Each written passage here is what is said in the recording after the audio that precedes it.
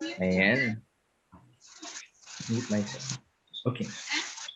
Pleasant and rainy morning po sa ating lahat. Before we start, to our beloved Schools Division Superintendent, Sir Aguido C. Fernandez, to our Assistant Schools Division Superintendent, Sir Marciano U. Soriano Jr., to our Chief for CID, Ma'am Maria Linda Arventinilla, and to our Chief for SGOD, Sir Edelberto Avalos.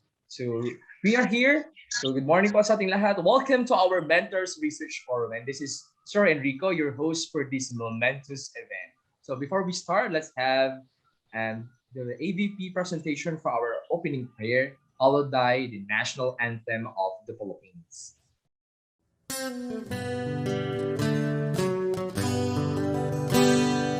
Bayang magiliw, dalas ng silanganan, alam ng puso, sa ditim mo'y buhay. Lupang hinirang, tulad ka ng magiting, sa mandulupig, di ka pasisigil, sa dagat at bulok, sa simayan, sa langit mo mahal, malilag ang tula at awit sa paglayang minamahal. Ang istak ng watawat mo'y tabu, ay nananginigil, ang bituing at araw na kailan, pamay magdidilim. Lupa ng araw na iwan, ating pagsinta, buhay ay langit sa piling mo. Aming ligaya na kapay mga api, ang mamatay ng dahil sa'yo.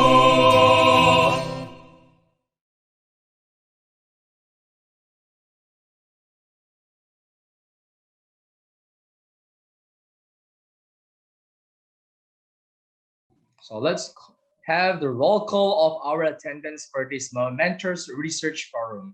As I mentioned your name, your school, kindly open po ang ating mga cam to recognize you, and then kindly ulanin po natin ng ating screen na ating mga heart reactions. Okay? So let's start first the attendance of the participants for this Mentors Research Forum. Okay, as I call your name, Turn on the camera. Open your cam. And then we have a heart reaction. Okay, let's start. For the participants, from West Central Elementary School 1, Ma'am Janet Suratos. From Maluwad Elementary School, Ma'am Acela Callejo. All the way from Lucao Elementary School, Ma'am Lilian Tandok. From West Central Elementary School 2, Sir Eduardo Soriano Jr. From 1L Shopno Elementary School, Sir Ramil Brumuela. Siyempre, from Pugol Lasip Elementary School, Sir Marshall Bautista. Nariyan din ang Karanglaan Elementary School, Ma'am Geraldine Rose Taron.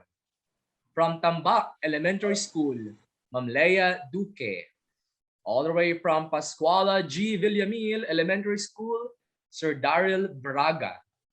From General Gregorio Del Pilar Elementary School, Sir Jeffrey Serralde and Ma'am Marilo Liwag. From Bolosan Elementary School, Ma'am Dalia Arenos. From Victoria Q. Zarate Elementary School, Ma'am Rowena Doria. Tawag-way po tayo, heart reaction po. Ayan, Sabangan Elementary School, Sir Ricardo Beltran. We also have from Federico and Ciralde Integrated School, Ma'am Amelia Servas. We have from Leon Francisco Maramba Elementary School, Sir Joaquin Reyes. From Salisay Elementary School, Ma'am Rodora S. Rivera. From Bliss Elementary School, Ma'am Mildred Castro. Siyempre, from Mamalingling Elementary School, Ma'am Macrina Carbonel. From Pantal Elementary School, Ma'am Spiro Torres, if I'm not Sir Spyro. Sir Spyro. Spyro. Okay, Sir Spyro Torres. Yan, kaway-kaway po, sir. Yan. From Karaal Elementary School, Ma'am Alma Fernandez. From Pugaro Integrated School, Ma'am Marjorie Cervantes. From Kalmay Elementary School, Sir Romel Telio. Nariyan din ang 1P Guades Elementary School, Ma'am Winnie Benetes. From Lumboy Elementary School, Sir Benedict Maramba. And last but not the least, the Sweet Elementary School, Ma'am Janila Jane Arce. So welcome po sa ating Mentors Forum, Research Forum. At syempre, let's all welcome also on screen our presenter for today. Ayan po. We have Ma'am Agnes Royolada. Hello ma'am, good morning po. Sir Digno Lozano. Ma'am Gemma Erfelo. Ma'am Glyza E. Gutierrez. Sir Herbert Perez. Ma'am Madonna T. Abalos. Sir Michael Angelo Gatchalian. Siyempre, aking koordate at kasama ko pa rin lagi, Sir Philip Mendoza. Yan. Ma'am Princess Grace M. Kim, hanya sa'yo ma'am. And syempre, ang aking mga naging boss at boss ko pa rin, yan, Sir Reynaldo R. Santillan and Sir Reynante R. Carrera. Good morning po sa ating lahat. So welcome again to our Mentors Research Forum. Morning! Good morning po. And Morning po. heart naman dyan. Okay po. So welcome po sa ating lahat. Now, let's proceed to introduce our Assistant Schools Division Superintendent who will give us his welcome remarks. Let's all welcome virtually with our heart reaction, our EPS for SGOD, Madam Marisa O. Perez. Good morning. It's an honor to introduce to you our resource speaker for this morning. Our Schools Division Superintendent, Sir Aguido Fernandez, our SGOD Chief, Sir Edelberto Abalos, our CID Chief, Ma'am Maria Linda Ventimiglia, and to all the researchers present this morning. A blessed morning to everyone. Our resource speaker was born on August 26, 1971 in Basista, Pangasinan. His parents were Mr. Marciano Soriano Sr. and Mrs. Dionisha Ursua Soriano. He was happily married to Ma'am Lizelle Ferrer Soriano and blessed with 7 children. His education comprises the following. He graduated at Basista Central School in 1983 and graduated valedictorian 1987 at Basista Community High School. He is also a BS Ed graduate and an outstanding student at Pangasinan State University, Bayambang Campus in 1991. 1996, he studied in San Carlos College. His Doctor of Philosophy graduated at Virgen Milagrosa University Foundation in 2005, and his Bachelor of Laws in the same school in 2013. His experience are the following. He started as a Teacher 1 at Bayoyong National High School and Basista National High School, and became promoted to Head Teacher 3 at Basista National High School in 2001 to 2004. He was also a principal at San Jose National High School and Real National High School in 2006, and promoted from P2 to P3 at Basista National High School in 2008. His Principal 4 promotion was in Basista National High School from 2009 to 2014 and Labrador National High School from 2014 to 2017. He was promoted again as OIC, Assistant Schools Division Superintendent at Schools Division Office La Union from 2017 to 2019. Assistant Schools Division Superintendent also from SDO La Union from 2019 to 2020 and SDO Pangasinan 1, 2020 to 2021. At present, he is our Assistant Schools Division Superintendent of the Schools Division of Dagupan City. His eligibilities are the following. He was a Civil Service Commission sub-professional last 1990 and a professional in 1991. He passed the PIBET, the Philippine Board Examination for Teachers, in 1992, and a CESWI passer in 2012. He also passed the CESAC, 2015, and a Career Executive Service eligible 2017. His trainings are the following. He was a Regional Research Training Series. He attended the Convergence on Policy Review, Year-End Assessment, and 2019 Regional Planning Conference. He also attended the Standard Interface on Programs and Guidelines, the CPAG series. Relationship in the New Normal, Capacity Building on Working with Complex Change. At present, he was the College of Law Alumni Association, a member, from 2013 up to the present. My friends, ladies and gentlemen, it's an honor to present to you Dr. Marciano Ursua Soriano Jr., our resource speaker for this morning. Good morning, sir, ASDS. Thank you and good morning.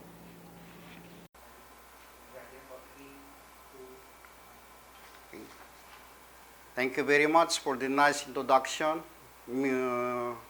which among the introduction that I encounter is the best introduction. Dr. Marisa Perez, thank you very much.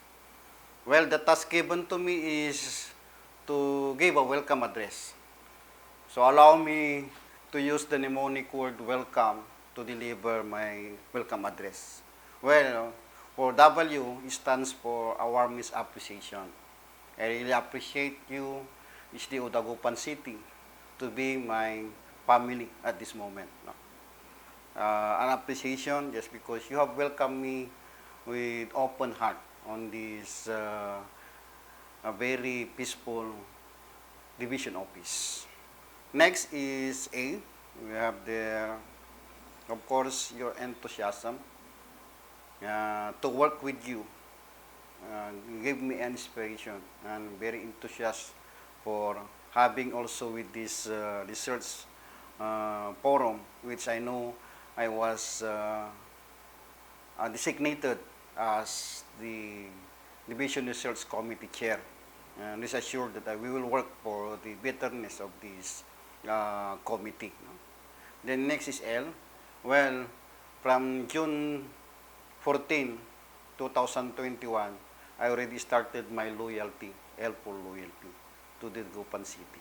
And being loyal to you, this division, I will give my best service so that we can go with the quality research. Okay?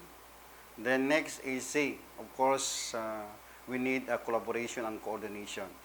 In just a research, being the chair, we need the two chief.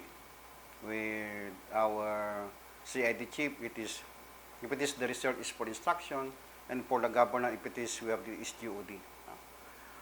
So we have need collaboration and coordination. Then you have there, yun nga, I have always see openness. Just be very open. I know that there are a master teacher hesitate, they cannot go with the research because siguro nahiya sila o nahihirapan sila on how to start this research. Don't worry, I, your chairperson, will help you to go with this research because I know that one of the KRE of the master teacher is to have a research. No? Next is M. Well, M is I will serve as your mentor. Kaya nga sabi ko doon sa mga master teacher na hindi pa gumagawa ng action research or research, don't worry because I have a proposal that we can have a group output for among the master teacher so that we can proceed with your KRE. Tulong-tulungan lang po tayo. No? Then A, of course, for this mentor forum, with this forum, we have to enjoy, listen, learn, and relearn again, no? For this forum. So that is for welcome. Before I welcome you, I would like to acknowledge our School Division Superintendent, Dr. Aguido C. Fernandez, of course, the two chief of this division, Dr. Maria Linda Bintanilla, and to ISGOD, we have there Dr. Edilberto Abalos. Of course, for our Senior Education Program Specialist SEPs. For research, we have the Maria Victoria. Okay.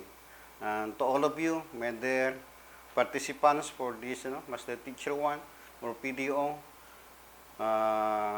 to the future mentor, magandang hapon po. I welcome you with open hearts, open mind. Welcome, welcome, welcome. Thank you so much, Mr. Marciano. Once again, a virtual clap to our ASDS, Sir Marciano Soriano Jr. Thank you so much, sir. And for our webinar's objective, will be presented by our very own SGOD Chief, Sir Edelberto R. Abalos. A very sounding virtual clap, please.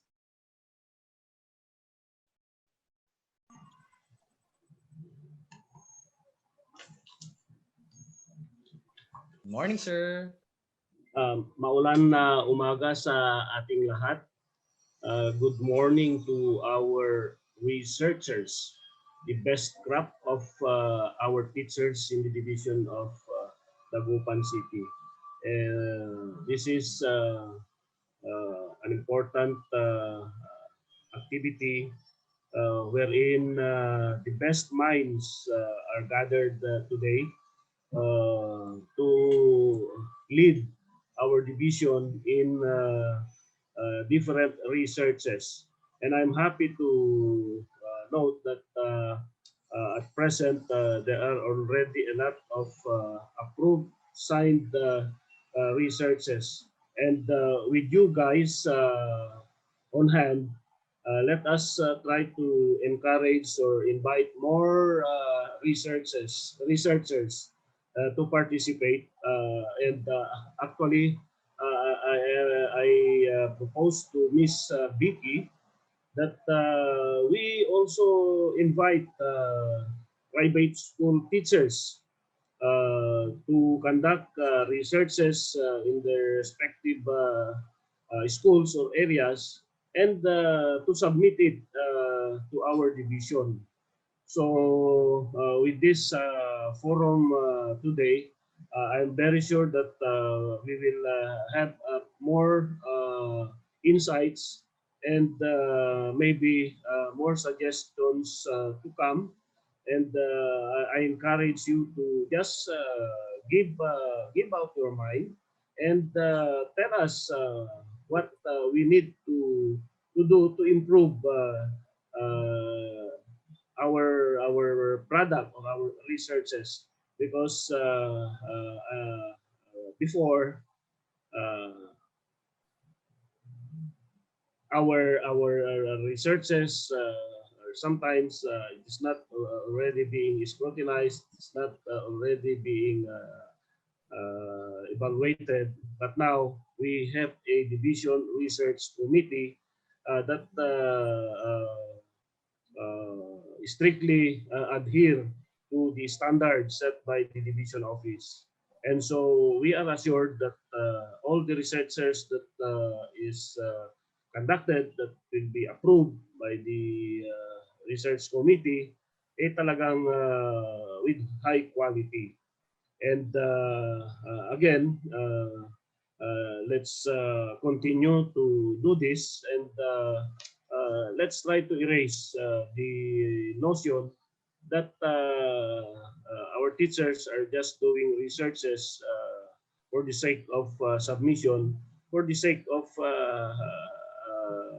just having or to gain a point for promotion. But then we cannot deny the fact that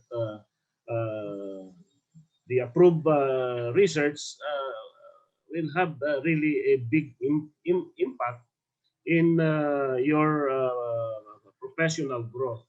But what I mean is that we eliminate the products that are not useful and that are not within our standard. Kaya nga masaya ako dito sa Dagupan dahil nakikita ko na talagang pinagpupursiguan, talagang seryoso yung mga teachers natin, yung mga researchers natin. At ang division office naman ay talagang kinukutuhan yung mga produkto natin. Kasi sa ibang meron akong mga kilala dyan sa mga ibang division na binibili na lang parang na lang, sari-sari store, binibili na lang yung mga action researches, etc. Yun nga, just for the sake na makakuha ng puntos, pero sa katotohanan, kumbaga, kinuha lang dyan sa tabi-tabi. And so, I encourage you, I enjoin you, my dear researchers, to encourage more teachers and help them complete and conduct their study because all our subjects, all our areas that are being covered are for the good of our school, for the good of our learners, and it helps the division office. So again, my congratulations to all of you, most especially to the organizer of this activity, Miss Vicky, Sir Widmark, our always ready na technical expert natin, and of course Enrico and the whole team.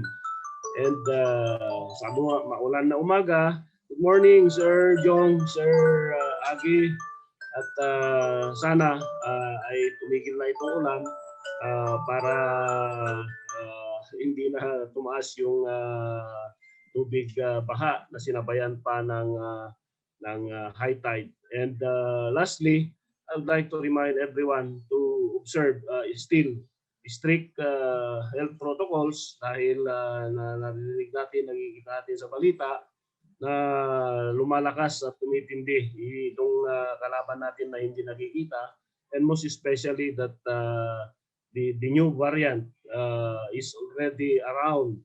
We do not know when this variant will reach Dagupan or our area, and so I encourage everyone to continue observing strict health protocols. So sa inyong lahat, still maulan, malamig na umaga, and God bless us all.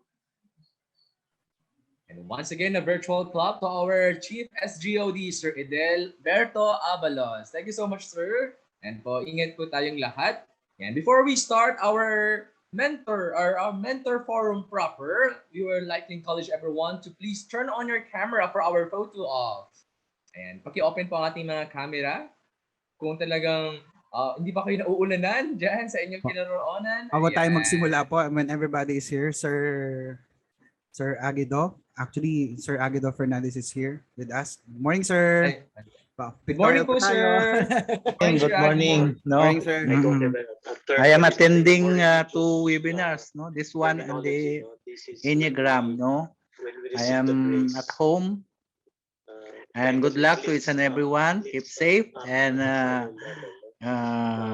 may you have achieve the objectives set at the start of this webinar. No. So again, God bless us all. Thank you so much, sir. So, healthy range, we are not So much po. identified. Ingat po. Paki-on po yung mga cameras natin po habang nandito pa si Sir Aguido. Everybody, please turn on your cameras. Yan. Ang kanilang seminar ngayon. Okay. Sige po. Bilis po, Ma'am Jillian, Sir Mike, Ma'am Janet, Sir Marshall. Paki-on na po ang mga cameras natin. Later on po natin, po natin po ito i-stream kasi we're still recording.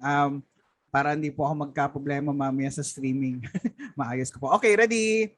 Kung wala na po, going once, going twice. Sir Agi, paki-on po yung cam po para po makita namin kayo. Okay, ready? 3, 2, 1, smile. Again po, 3, 2, 1, smile. 3, 2, 1, smile. Yan, smile po ulit. 3, 2, 1, smile. Yan, 3, 2, 1, smile. Smile. Smile. Okay, ano po, thumbs up tayo. Thumbs up. Thumbs up. Smile. Yan po, heart po tayo. Puso po, puso. 1, 2, 3, smile. Yan, galing. Wait lang po, meron pa po akong isang gagawin pa po. Wait lang po. Para sa maging official po tayong may research forum po tayo. Yan, paki-turn on po. Yan po, may research forum na talaga. Yan, mukhang naka-forum na po tayo. Yan. Yan. Yan po. Isa pa pong position po. Yan. Isa pa po. Yan. Another research forum po. Yan. Yan. Para masaya po lahat. Okay po. Wait lang po. Yan. Okay po. Maraming po salamat, sir, ma'am. Okay. Okay po. Sir Enrico. So Go let's ahead. start po. Yeah, let's start now. Our moment of truth, our research forum proper. For our first presenter for this morning, ayan po, Direk, Sandali lang. Session natin nating Setup ko lang. unang Setup ko lang. presenter Setup ko lang. this morning. Setup ko lang. Okay. Hindi na po siya iba sa ating lahat. Ayan po. Na-excite po akong ipakilala ang ating first presenter. Ayan. Habang hinihintay po natin yung ating screen for Yan. presentation. Ayan. Okay po. Direct, kailangan ko i-download kasi hindi ko makita. Ayan. Sa akin na lang. Okay. Pinin ko na, di ba? Pinin ko na. Nakapin Opo, na sinet yun. niya sa akin na. Okay po.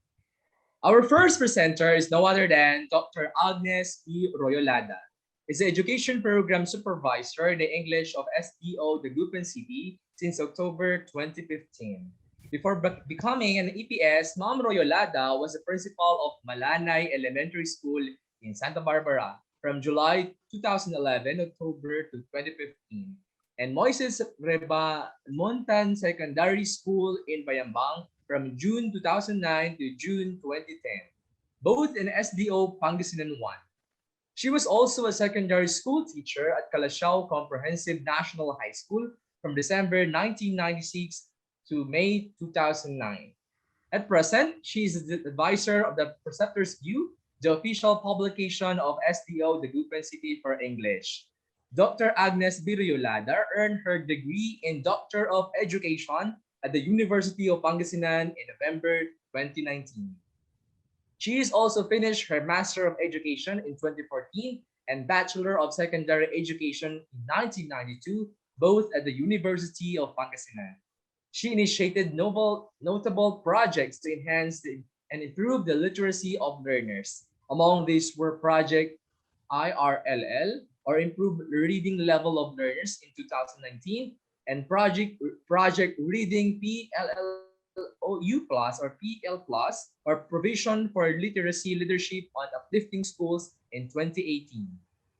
Project PLLUS includes that What Book is in Your Bag, Book Drive, Drop Everything and Read, or Project DEAR, and Capability Building Seminar Orientation in Beginning Reading for Parents. Indeed, Dr. Agnes B. Royolada is an advocate of projects and activities relevant to the development of students, teachers, parents, guardians, and other stakeholders. So let's all welcome virtually our first presenter, Dr. Agnes Royolada.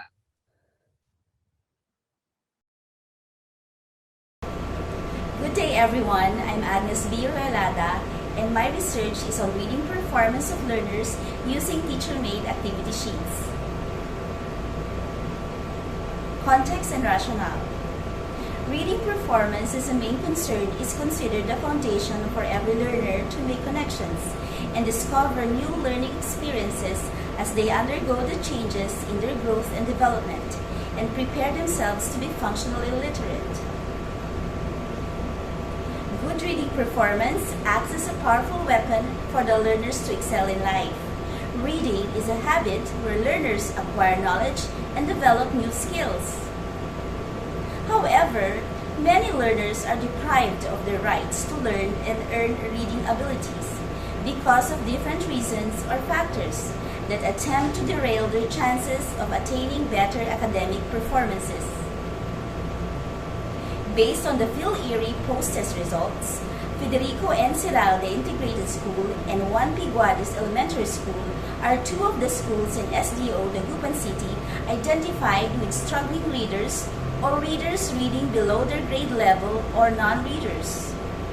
Regrettably, not enough support interventions in the classroom have taken place last school year, considering the number of learners to attend to and teachers significantly ran out of time due to multiple tasks and numerous extracurricular activities. Imbued with the above premise, This study is conducted to find out the reading performance of the identified struggling readers upon using the teacher-made activity sheets during the 5-month reading program. Research questions. What is the profile of the learners in terms of sex, monthly income of parents, family source of income, and educational attainment of parents? 2. What is the pre-test and post-test performance level of the learners before and after using the teacher-made activity sheets during the 5-month reading program? 3. Is there a significant difference between the post-test and performance of the learners who use the teacher-made activity sheets during the 5-month reading program? Methodologies, sources of data, data gathering method, and data analysis. Findings. Males are the dominant learners than female counterpart. Most learners have parents with monthly income of 5,000 to 10,000 pesos, the rest with monthly income of 5,000 below. Parents are laborers and vendors. Most of the parents finished education at secondary level.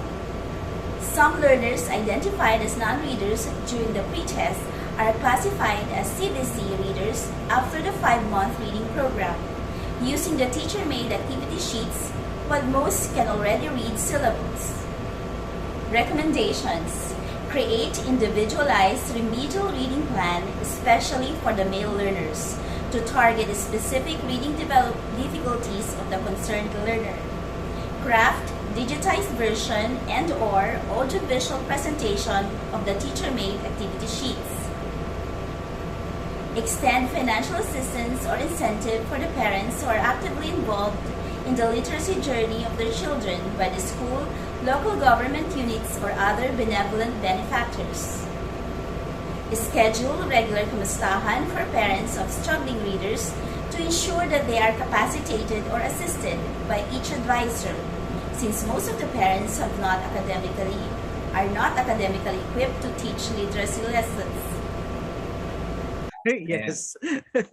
Wait lang. Thank you so much po, Ma'am Agnes. So, kanilang research po. And let's move on to our second presenter for this morning. Ayan, ang aking ina Magenta. Ayan. Let me introduce to you, nais ko ipakilala sa inyo ang ating susunod na magbibigay ng kanilang pananaliksik. Hayaan niyo po akong ipakilala ang ating susunod na kapanayam. Isang mapagpalang araw Dr. sa Gemma Mamorno Erfelo, ang ating tagamasid pansangay sa Pilipino ng SDO-Dagupan. Siya ay nagtapos ng doktorado sa Lyceum Northwestern University. Natapos din niya ang master sa Singing ng Pagtuturo ng Pilipino sa Pamantasang Normal ng Pilipinas o PNU sa pamamagitan ng scholar grantee ng DepEd sa ilalim ng pamamahala ng kalihim na edukasyon na si Brother Andrew Gonzales.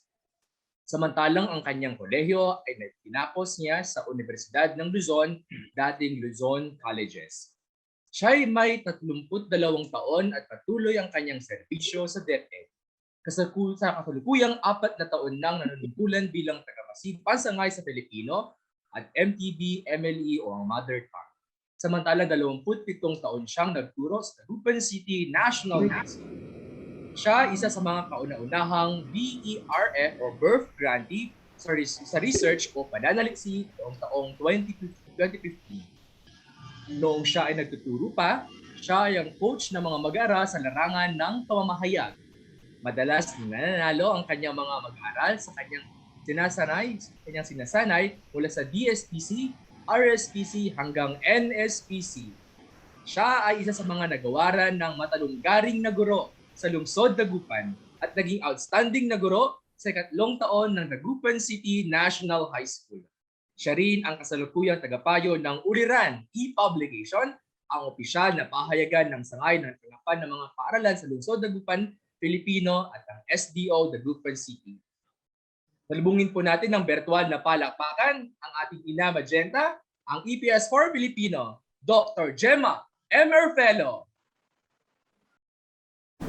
Isang mapagpalang araw sa ating lahat. Ang aking aksyong pananaliksik ay pinamagatang Kabisaan ng Inobasyon sa Pagbasa sa mga Piling Paaralan ng SDO-Dagupan, isang komparatibong pag-aaral. Narito ang konteksto at rationale ng aking pag-aaral.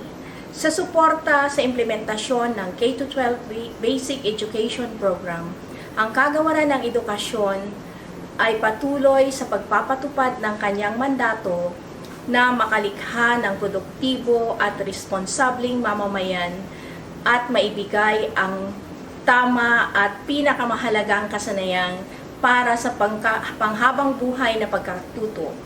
Inaasahan ang lahat ng mga paaralan na gawing mahusay at bihasa at may pag-unawa sa pagbasa. Ngunit ang mga may inisyatibong ito ay hindi lamang sapat batay sa naging resulta ng National Assessment Test para sa natutuhan ng mag-aaral. Sa lumabas na resulta ng PhilArray Post-Test SY 2019-2020, ang sumusunod na paaralan ay nakakitaan ng maraming mag-aaral na hirap bumasa o non-readers. Ito ay ang Carael Elementary School, General Gregorio del Pilar Elementary School, at Carael National High School. Dahil dito, ang mananaliksik ay magsasagawa ng aksyong research o pananaliksik. Ang mga paaralang nabanggit ay magiging pilot schools tungkol sa isasagawang pananaliksik. Ang pananaliksik o research na ito ay nakaangkla sa programa ng Kagawaran ng DepEd na 3Bs, Bawat Bata Bumabasa, Every Child a Reader Program, na ang ibig sabihin nito ay dapat lahat ng mag-aaral ay makabasa. Kaya ninais ng ating dibisyon na tutukang turuan o bigyan ng intervention sa pagbasa ang mga mag-aaral na may ganitong suliranin. Dahil nga sa pandemya, minabuti ng ating dibisyon na dapat magkatuwang ang paaralan at ang komunidad upang suportahan ang mga mag-aaral na hirap bumasa o non-readers. Yamang ganito ang sitwasyon, ang mga guro sa mga pilot schools ay magiging katuwang nila sa pagtuturo ng mga batang ito ay ang kanilang magulang. Gayun din, tinatawag natin itong teacher-parent tandem. Ang mga paaralang nabanggit ay magiging pilot school tungkol sa nasabing programa. Ang mga nasabing pilot schools ay bibigyan ng 5 buwan upang isagawa ang mga kailangang intervensyon para sa mga mag-aaral na hirap bumasa. Nang sa ganon, makita kung epektibo ba ang mga ginawang intervensyon. Narito naman ang katanungan. Ang pananaliksik na ito ay naglalayong malaman ang kabisaan ng inobasyon sa pagbasa sa mga piling paaralan ng SDO-Dagupan na kasangkot sa pananaliksik. Hangarin din ng mananaliksik na sagutin ang mga sumusunod na tanong. Una, ano ang antas ng kakayahan sa pagbasa ng mga mag-aaral sa mga paaralan na kasangkot sa pag-aaral? Ano ang gamit ng estratehiya sa pagbubog ng kasanayan sa pagbasa ng mga piling paaralan ng SDO-Dagupan? Pangatlo, ano ang antas ng pagkakaiba ng mga inobasyong ginamit ng mga piling paaralan sa pagbasa sa kinalabasan ng marka ng mga mag-aaral? At ang panghuli, pang-apat, ano ang antas ng kabisaan ng inobasyong ginamit ng mga piling paaralan ng SDO-Dagupan batay sa mag-aaral, guro at magulang? Narito ang metodolohiya na gagamitin sa pananaliksik na ito. Una, mga kalahok o sampling. Pangalawa, pangangalap ng datos. Pangatlo, mga isyong etikal. Pang-apat, plano sa interpretasyon at analysis ng mga datos. Ito ang naging resulta ng pananaliksik. Mula sa isinagawang pagmomonitor at pag-validate sa mga kasangkot na paaralan sa pananaliksik ay nagkaroon ng pagbabago. Sa kabuuan ay mas nanaig ang mga mag-aaral na nakababasa na pagkatapos mabigyan ng interbensyon at matutukan ng mga guro at mga magulang o kay tinatawag nating parent-teacher tandem, ika nga. Lumabas na mas nalinang ang kakayahan ng bata na magbasa kapag mag-isa lamang siyang tinuturuan, one-on-one sa pagbasa. Ito ay para sa mga hirap bumasa. Nakita rin na mahalagang mabigyan ng oryentasyon ang mga magulang sa pagpapabasa ng kanilang anak dahil sila ang katuwang ng mga guro. Ito ang naging rekomendasyon ng pag-aaral. Ipagpatuloy ang pagpapabasa sa mga mag-aaral, lalo na sa mga tunog ng titik na hindi pa nila na-master. Ang mga batang makakabasa ng mga simpleng pangungusap ay pwedeng magpatuloy sa pagpapabasa ng mga seleksyon sa Filipino o di kaya ay CBC na salita sa Ingles. Kailangan ding matutukan ng mga magulang o guardian ang pagpapabasa sa mga anak upang tuloy-tuloy na mahasa ang sarili sa pagbasa. Sumunod, mainam na bigyan ng guro ng mga activities sa pagbasa ang mga batang hirap sa pagbasa upang patuloy ang kanilang pagkatuto.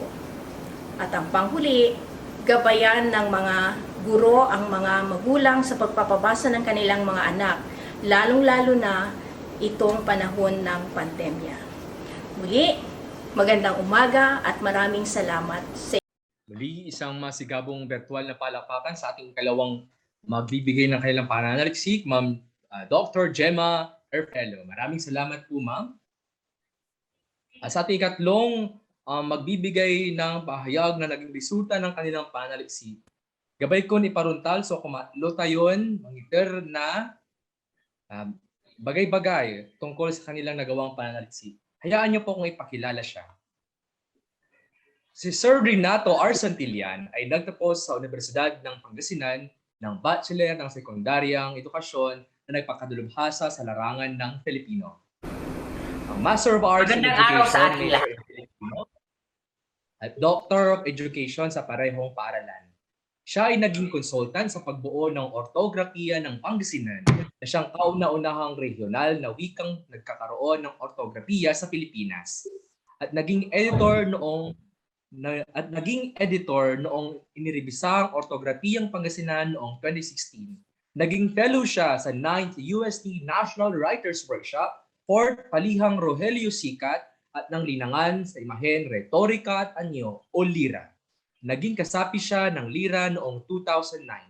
Isa siya sa mga tagapagtatag ng PSYELA o Philippine Society of Young Educators in Literature and Arts at ng pagsulat ng sanaysay ng Dapit Dilim Writers Association. Nagtamo siya ng parangal sa pagsulat ng sanaysay sa Gawad Komisyon Gantimpalang Pulientes. Kabilang sa kanyang mga isinasagawang pananaliksik ay kasanayan ng mga guro sa Pilipino sa pagtuturo ng Filipino, batayan sa pagbuo ng serye ng Pagsanay sa Filipino 2016, paggamit ng kontekstualisasyon at lokalisasyon sa asignaturang Filipino, Baitang 11, sa pagpapaangat ng kasanayang pananaliksik, Birth Fund 2017. Estado sa paggamit ng OBS bilang tulong panturo sa sangay ng Lungsod Dagupan, 2020. Ginawaran ngayong taon bilang Outstanding Cultural Educators ng National Association for Cultural Educators o NACES. Salubungin din po natin ang isang virtual na palapakan, Dr. Renato R. Santillan. Magandang araw sa ating lahat. Ngayong araw, tatalakay natin ang aking pananaliksik na may pamagat na Estado ng Pagtanggap sa Open Broadcaster Software o OBS bilang tulong panturo sa pansangay na tanggapan ng mga paaralan sa Dagupan. Ngayong panuroang taon 2020-2021, alam naman natin na ang pandemic ay nabigla tayong lahat. Kaya mula sa ELESF para magbukas ang ating paaralan, ang pansangay na tanggapan ng mga paaralan ng lungsod ng Dagupan ay nagbahagi ng mga talatanungan batay dito. Lumabas sa survey na ang modalidad na gagamitin ay modular learning mula sa mga sagot ng mga magulang at ng mag-aaral. Upang mapalakas ang ML or modular learning, nabuo ang MAMI or Multimedia Assisted Modular Instruction. Dahil multimedia assisted or modular instruction ang gamit ng lungsod ng Dagupan, pinakamadaling gamitin ng mga guro ang OBS or Open Broadcaster Software. Ano nga ba ang OBS? Ang OBS ay isang platform na software kung saan ang isang guro ay inire-record ang mga aralin upang magamit niya sa kanyang pagtuturo sa mga mag-aaral ng kahit walang face-to-face. Ayon po ito sa aking nasaliksik sa Wikipedia 2017. Batay sa naging mga pag-aaral at obserbasyon, nabuo ang mga sumusunod na suliranin. Ano ang antas ng pagtanggap ng OBS sa senior high school? Una, sa mag-aaral. Pangalawa, sa guro. Pangatlo, sa magulang. Pangalawang katanungan sa aking pananaliksik, ano ang antas ng kabisaan ng OBS sa senior high school? Una, sa mag-aaral. Pangalawa, guro. Pangatlo, magulang.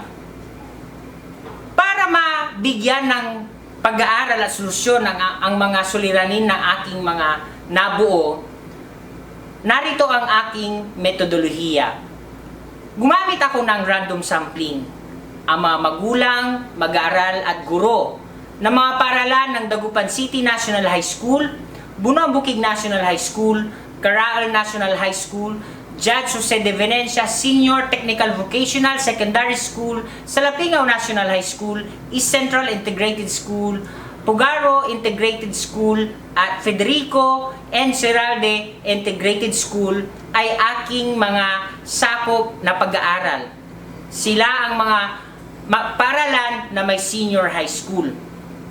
Dito, naging evaluator ko ang dalawang education program supervisor sa mga talatanungang ipapamahagi sa mga nabanggit na mga paaralan. Isa sa Filipino at isa sa learning resource. Pangalawa ay ang 4 na master teacher. 2 sa junior high school at 2 sa senior high school. At ang isa ay eksperto sa paggamit ng OBS. Upang makalap ang mga datos na pag-aaral, ginamit ko ang mga talatanungan para sa respondente. Ang mga talatanungang ito ay pinamahagi sa mga guro, sa mga mag-aaral, at sa mga magulang na nabanggit ng mga paaralan. Pangalawa, ang talatanungan sa mga evaluator. Ang talatanungan na ipinamahagi ko sa mga guro, sa mga magulang at sa mga mag-aaral ay vinalidate at sinuri ng mga nabanggit kong mga evaluator at mga eksperto. So batay sa mga pag-aaral at metodolohiya na aking ginamit, matapos ang mga pag-aaral, natuklasan ko ang mga sumusunod batay sa mga datos. Una, ang antas ng pagtanggap ng mga mag-aaral ay 4.30, batay ito sa mga mag-aaral. Sa guro, lumalabas na tinatanggap o 4.51 at sa magulang, 4.47 o tinatanggap ang OBS bilang tulong panturong pagtuturo sa pansangay na paaralan ng lungsod ng Dagupan sa senior high school. Pangalawa, sa katanungan, ano ang antas ng kabisaan? Lumabas sa pag-aaral na ang mga mag-aaral ay lubos na mabisa ang paggamit ng OBS. Sa panig ng mga guro ay mabisa ayon sa kanila dahil ito ay nagkaroon ng 4.20 na weighted mean. Sa mga magulang naman ay mabisa ang kinalabasan ng talatanungan dahil sa weighted mean ito ay 4.43. Batay sa mga lumabas na natuklasan, narito ang aking mga rekomendasyon. Lalo na sa mga nabanggit na mga paaralan at especially sa mga senior high school. Una, gamitin ang OBS sa pagkatuto ng mga pampublikong paaralan ngayong bagong normal na edukasyon bilang tulong panturo sa pagtuturo ng mga guro. Especially sa mga susunod na panuroang taon dahil alam ko new normal pa rin ang ating magiging sistema. Pangalawa, magkaroon pa ng ganitong pag-aaral dahil malay nyo ang aking pag-aaral ay isang maliit o isang nukleo lamang para patunayan na ang OBS ay mabisa bilang tulong panturo. Dahil lalong mapag-aaralan ang mga modalidad sa pagtuturo ngayong bagong normal. Pangatlo, sa pagsasagawa ng iba't ibang modalidad, iaayon ang paaralan ayon sa hinihingi ng napiling modalidad ng mga stakeholders. Yun po ang aking pag-aaral sa loob ng 6 na buwan. Maraming salamat po. Renato R. Santillan. And now let's proceed to our fourth presenter. And let me introduce to you by reading his final. Sir Reynante Rosario Carrera is a graduate of Bachelor of Science in Industrial Education, major in Industrial Arts at Pangasinan State University College of Technology in Lingayen, Pangasinan. He is taking his Master of Arts in Education, major in Educational Management, complete academic requirements at PSU Open University System in Lingayen. Good day to all. I'm Reynante in several youth leadership trainings. Just recently, he trained teachers of Dasmariñas North National High School and Schools Division Office of Dagupan City on the technicalities of a school radio station and preparation for radio-based instruction. He is a writer, contributor of publications called Uliran and The Preceptors. He is also an event host and a wedding singer. One of his innovations is the establishment of DWR 88.7 Mabuhay Radio, a school radio station intended to implement RBI based in the Dagupan City National High School, Senior High School. At present, he is serving the Dagupan City National High School, Senior High School as Assistant Principal 2 for almost 2 years now. Apart from being a school head, he is also fulfilling his dream of becoming a radio jock of 98.3 Love Radio Dagupan, a Manila Broadcasting Company station. So let's welcome on screen virtually our fourth presenter, Sir Reynante R. Carrera. Good day to all. I'm Reynante Carrera of the Dagupan City National High School, Senior High School. Today, I'm going to present to you the results of my action research, which is entitled Improving Teacher Performance in Assessment and Reporting through the School ELAC Sessions as Professional Development Tool in the New Normal. The COVID-19 pandemic had tremendously affected us and brought changes in the different aspects of our lives. In the education sector, the Department of Education identified and implemented various learning delivery modalities that are suitable for Philippine schools so that learners could continue their education even in the midst of health crisis. Various methods of professional development activities were directed by the Department of Education to help teachers improve their performance and to prepare them for the new learning setup. Methods of assessment and grading were also modified and adjusted to fit the demands of the current situation. The structured school ELAC sessions can be a valuable tool in upskilling and retooling our teachers on the varied forms of content delivery and the methods of assessing learners' performance.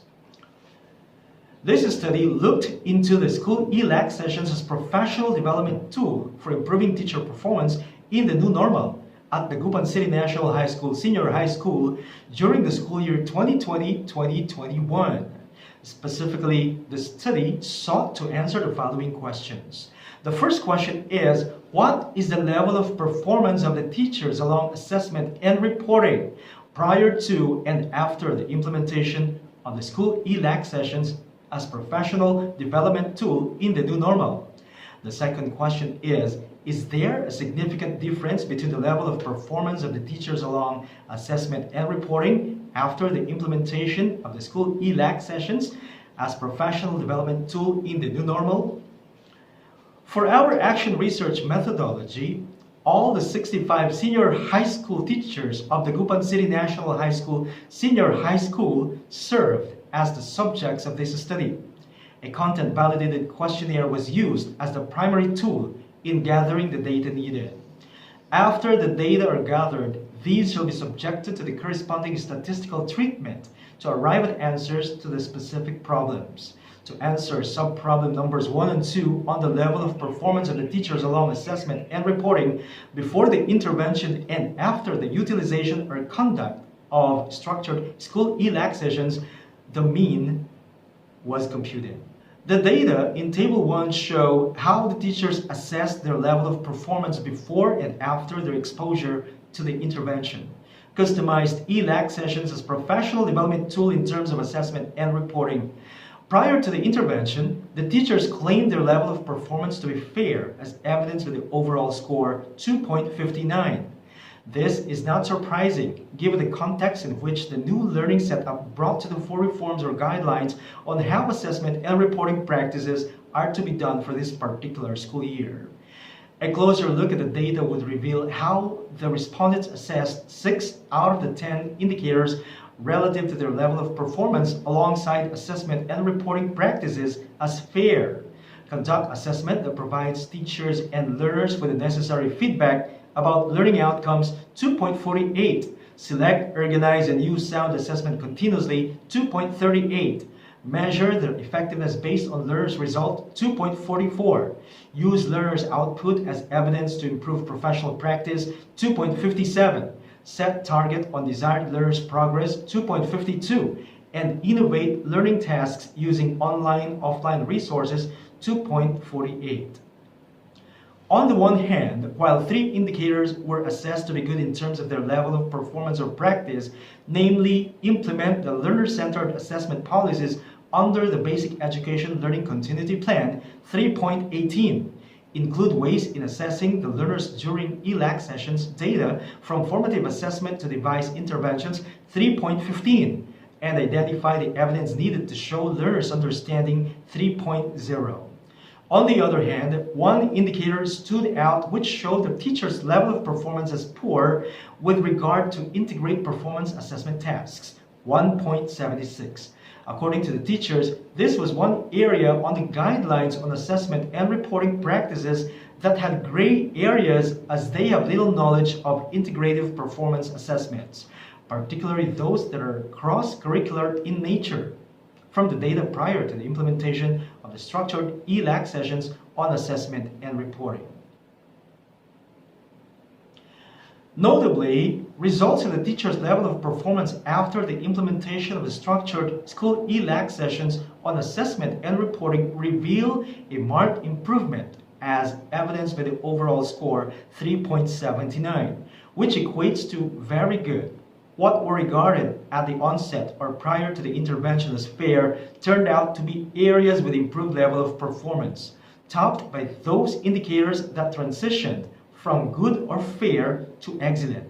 Implement the learner-centered assessment policies under the Basic Education Learning Continuity Plan 4.18, or make that 4.58, and set target on desired learners' progress 4.36. Meanwhile, what the respondents noted to be fair at the onset were claimed as very good in terms of their level of performance or practice. Include ways in assessing the learners during ELAC sessions data from formative assessment to device interventions, 3.57. Select, organize, and use sound assessment continuously, 3.87.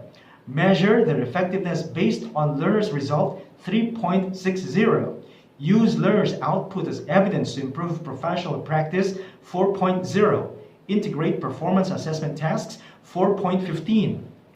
Likewise, the same data reveal that conduct assessment that provides teachers and learners with the necessary feedback about learning outcomes, 3.33. and identify the evidence needed to show learners' understanding 2.73 turned out to be good in terms of their level of performance after the implementation of the structured school ELAC sessions on assessment and reporting. Comparing the overall score obtained from the respondents before and after the intervention, it can be gleaned from the data that the difference is significant. This can be attributed to the fact that the computed value 0.000013 is greater than the tabular value, which is negative 5.5843. This means that there is a significant difference between the level of performance of the teachers relative to assessment and reporting in the new normal after their exposure to the conduct of the structured school ELAC sessions as determined or assessed by the teachers before and after the intervention. All in all, the results of the study affirmed the advantages there are to customizing or structuring the school ELAC sessions to what is of utmost importance to the teachers given the context of the education in the new normal. From the data, it can be gleaned that the teachers' need for further capacity building relative to assessment and reporting, given that learning in the new normal also comes with a very particular procedure or practice in terms of assessment and grading, were duly addressed with the implementation of the structured school ELAC sessions. Consequently, the structured school ELAC sessions responded to the call of DepEd Secretary Leonor M. Briones to upskill, reskill, and or retool the teachers for the new normal through the school ELAC sessions. The results of the study indicate that the school ELAC sessions proved to be a valuable tool in the capacity building of the teachers in the context of the new normal, where the implementation of distance learning modalities as well as assessment and reporting practices called to tasks the teachers to navigate the changes and innovations brought. Moreover, the results of the study brought to the fore the optimum learning that the teachers stand to gain when the school ELAC sessions are customized or structured to what were perceived or regarded as of utmost importance and responsive to what have been identified as needed to be acted on. Now, for my recommendations, based on the results of the study which affirmed the advantages there are to customizing or structuring the school ELAC sessions to what is of utmost importance to the teachers given the context of the education in the new normal, the following recommendations are made. First, schools should recognize the effectiveness of the structured school ELAC sessions as a professional development tool in improving teachers' performance. Second, schools should continue to maximize the use of school ELAC sessions as a professional development tool in upskilling and retooling the teachers to prepare them for the new learning setup. Well, that's all for today. Thank you so much for watching. I am Reynante Carrera.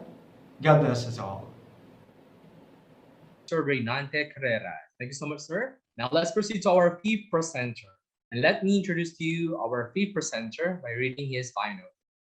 Mr. Digno S. Lozano is a master teacher 2 of the Dagupan City National High School, Junior High School, Mathematics Department. He's a graduate of Bachelor of Secondary Education, major in Mathematics at the University of Luzon. He graduated his master's degree, major in Educational Leadership at the University of Pangasinan, and currently completing the academic requirements in Doctor of Philosophy, major in Educational Management. He is the first president of the National Organization of Professional Teachers Incorporated, the Dagupan City chapter, and the president of the DCNHS Faculty and Personnel Association. He is a member of the SDO Formal Investigation Committee, a member of SDO Personnel Selection Board, the chairman of the Dagupan City National High School Research Committee, a member of SDO Research Technical Working Group. He has also served as a research resource speaker at the several schools in the Dagupan City Division and a mathematics mentor. He is one of the pioneers of BERF or Birth Grantee of Region 1 in 2015. He was awarded as the Best Division Researcher in 2018 and one of the 10 most outstanding teacher of the Dagupan City National High School. In 2012, and an outstanding master teacher of the Dagupan City National High School in 2020. So let's all welcome on screen our fifth presenter, Sir Digno Lozano.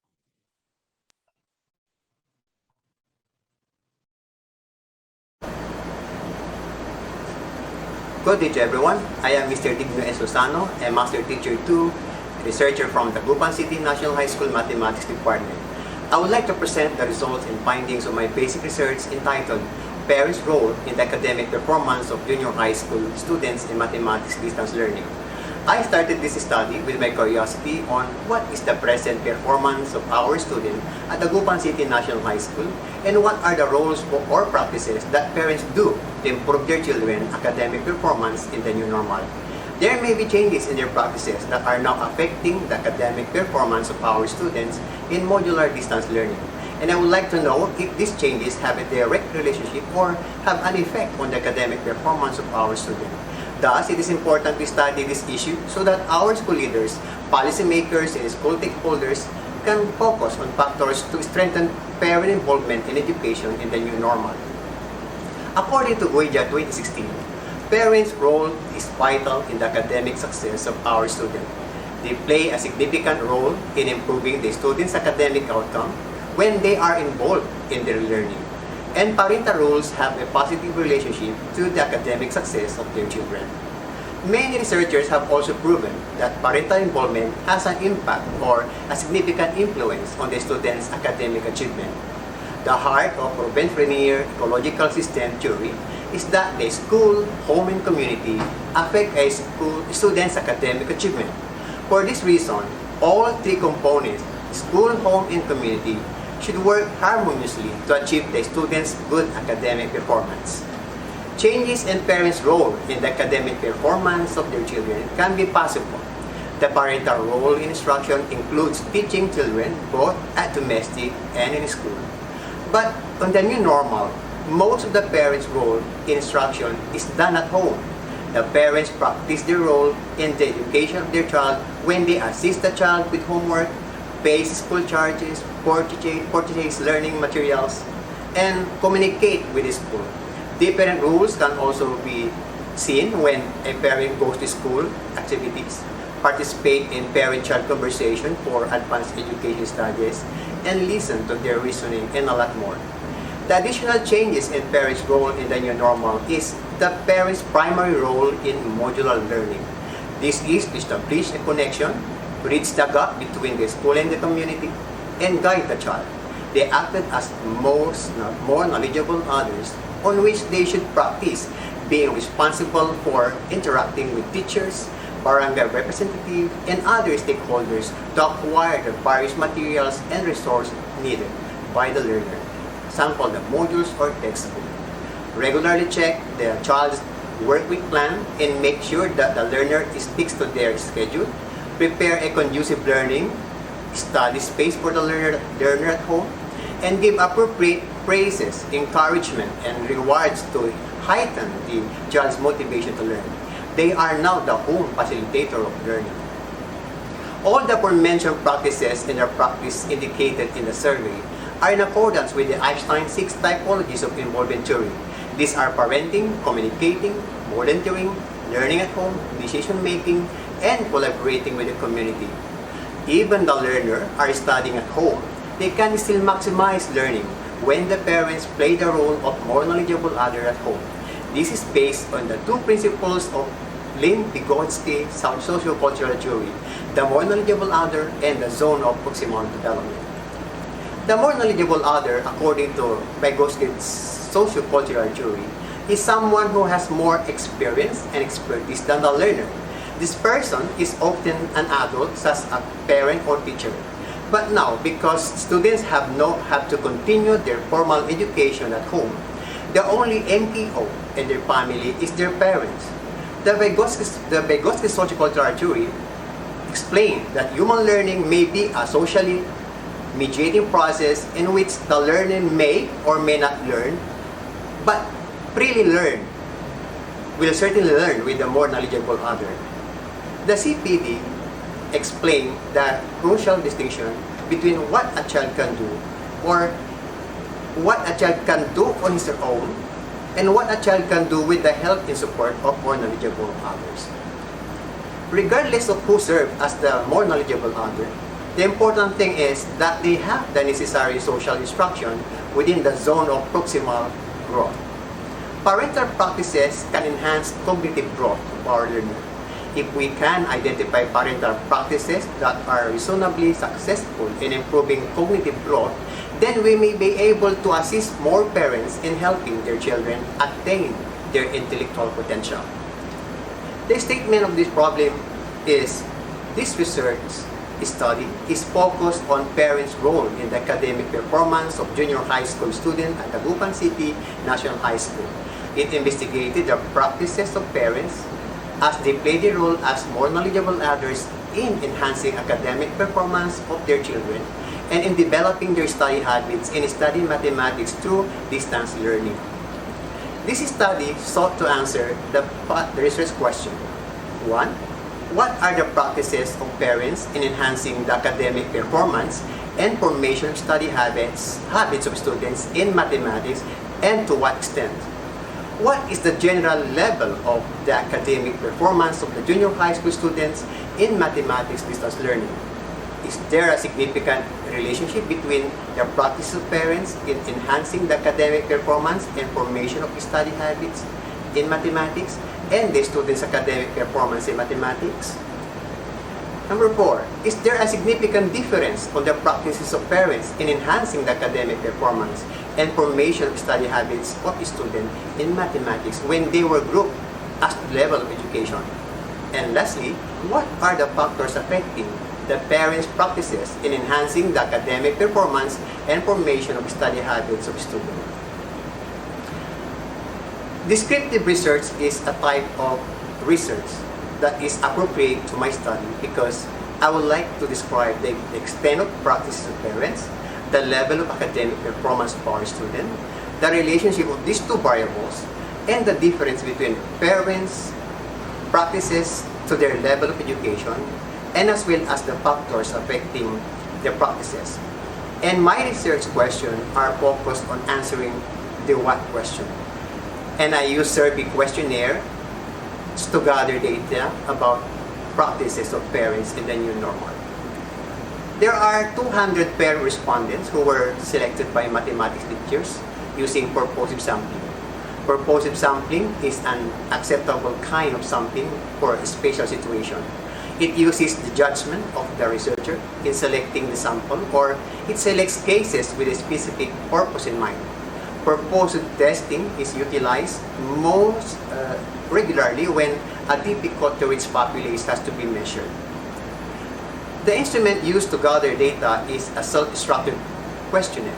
It was validated by the education program supervisor, head teacher 6, and 3 master teachers in mathematics based on 5-point Likert scale. The instrument gathered a content validity scale of 4.78, described as very high validity. The internal consistency of the instrument is measured using combat alpha with R is equal to 0.921. Questionnaire were prepared in the Google Forms and were distributed via FB Messenger. The level of academic performance of the student was interpreted using the table given in debit order number 8, series 2015.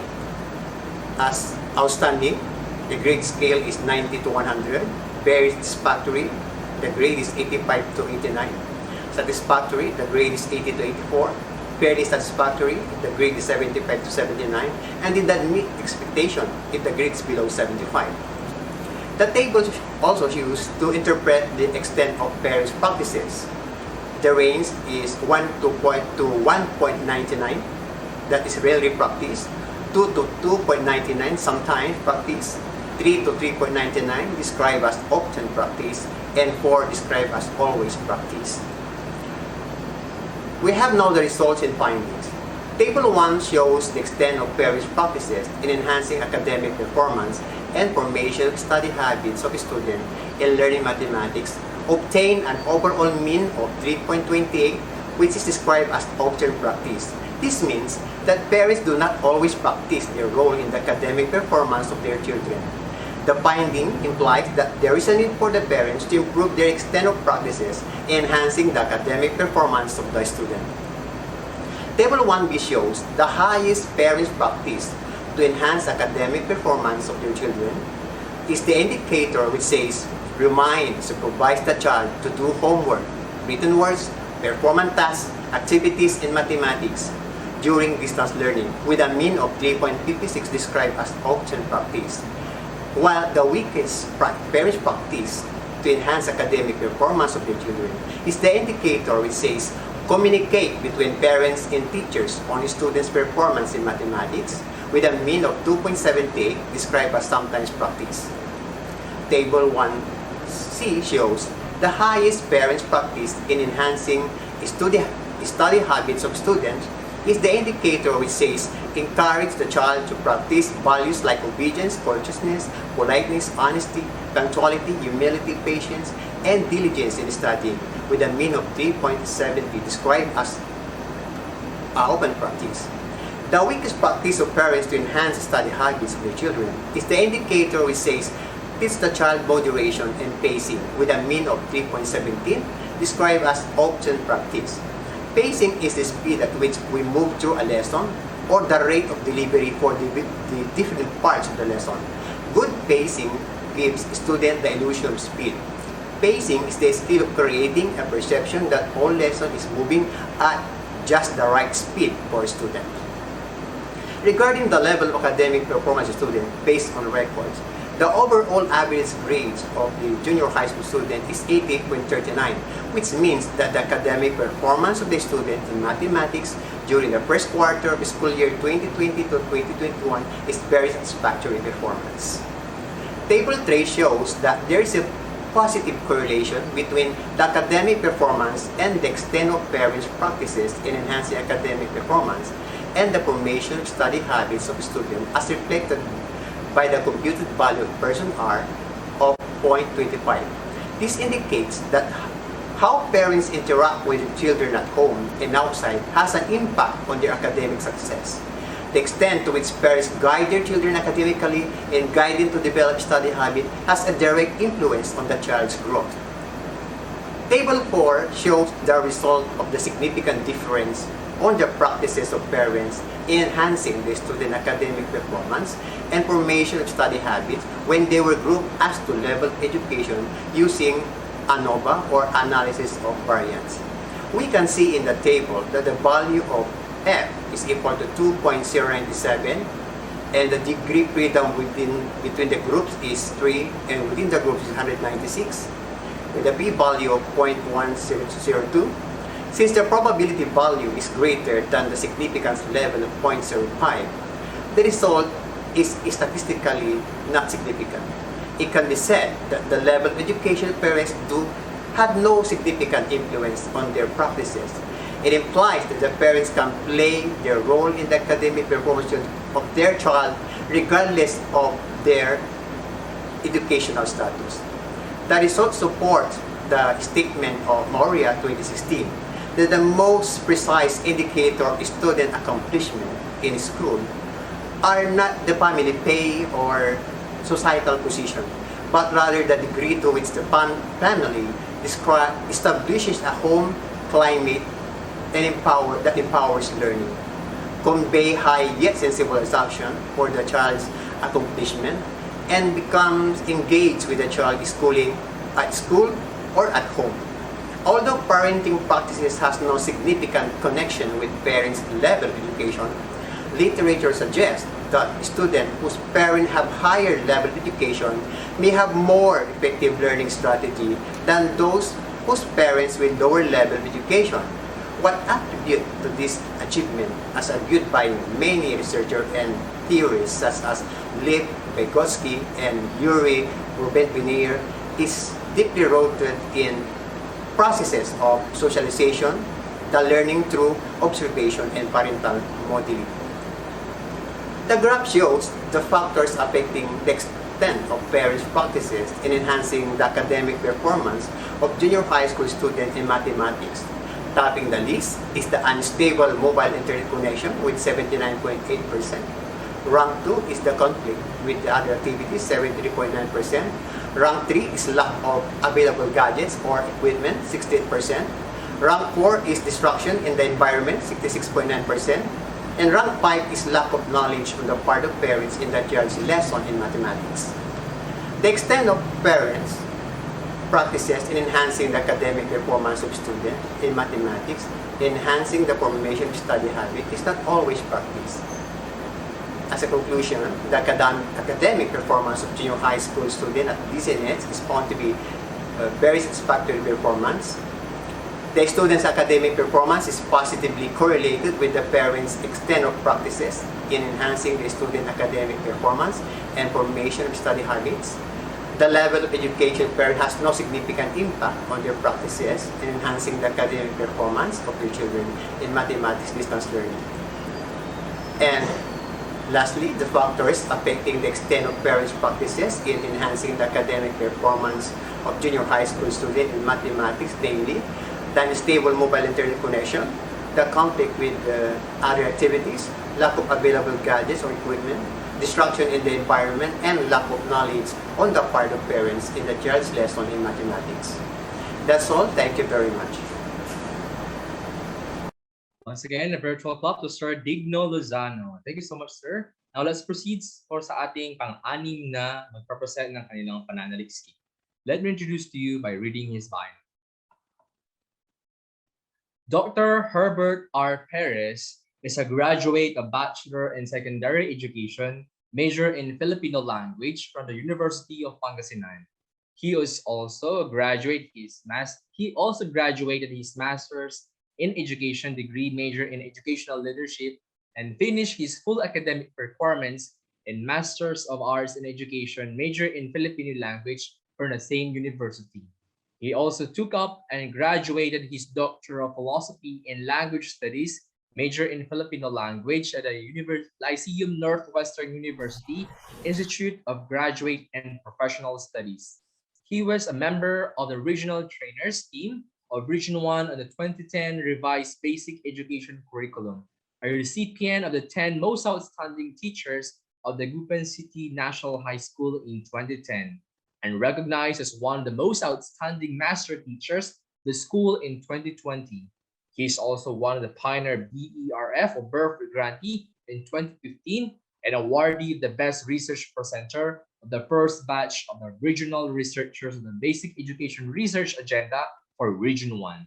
He is also School Paper Advisor, Learning and Development Chairman, Research Coordinator, Mentor, and a Master Teacher too of the Filipino Department of the Dagupan City National High School. Let's all welcome on screen Sir Herbert R. Perez.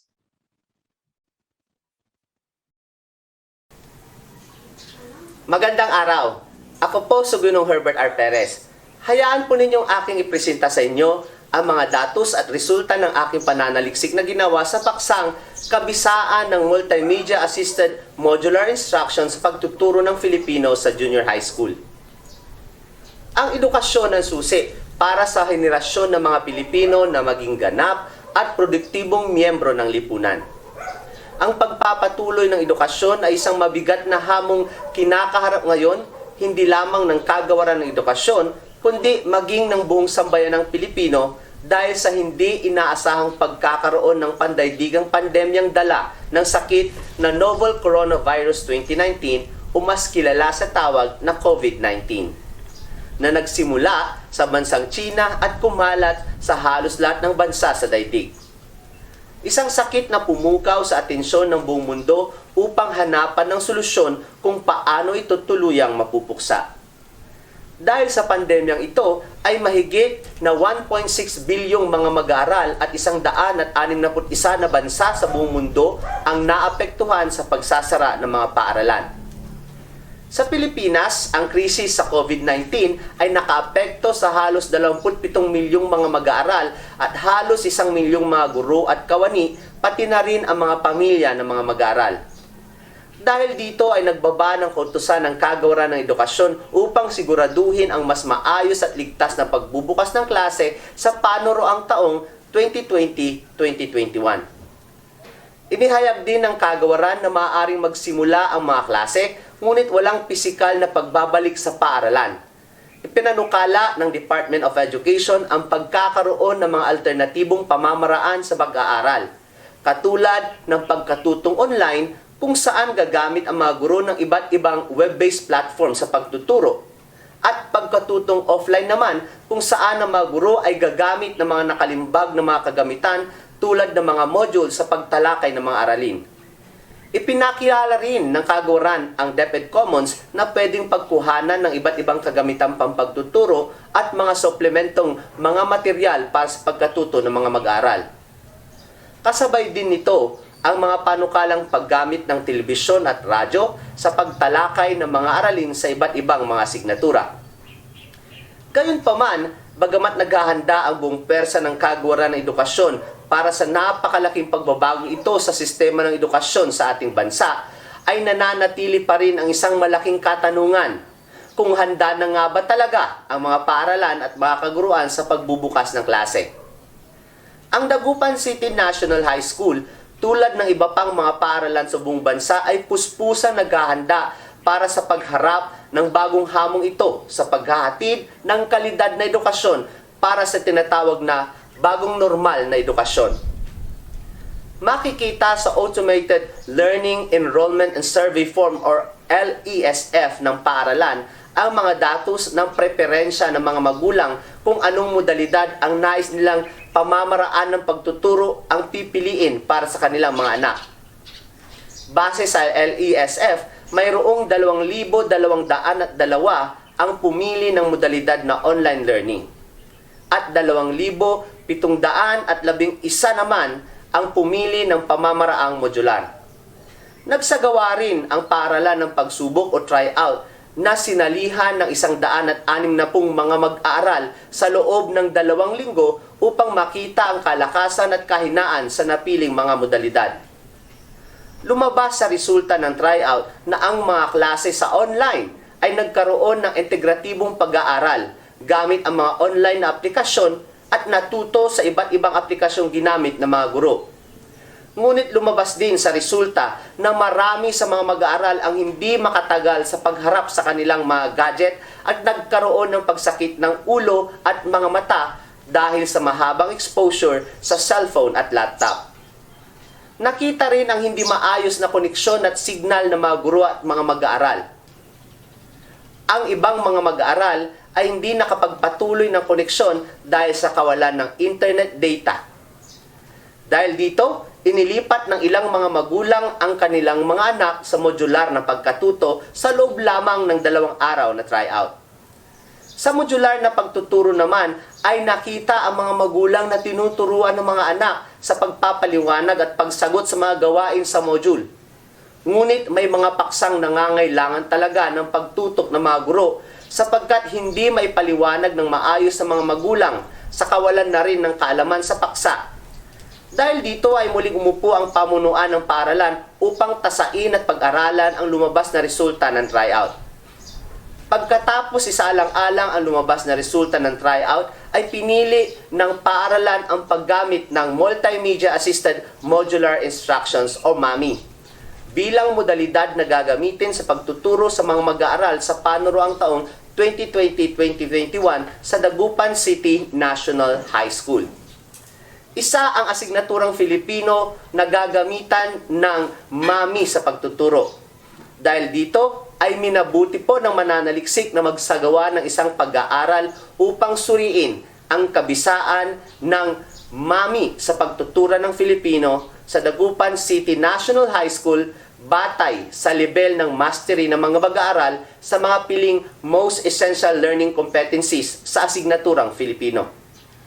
Ang resulta o kalalabasan ng pag-aaral na isasagawa ay makakatulong ng malaki sa pamunuan ng paaralan, maging sa pamunuan ng sangay ng mga paaralang lungsod ng Dagupan upang makakuha ng mga datos na kakailanganin para sa paggawa ng mga programa at inobasyon sa bagong normal na edukasyon.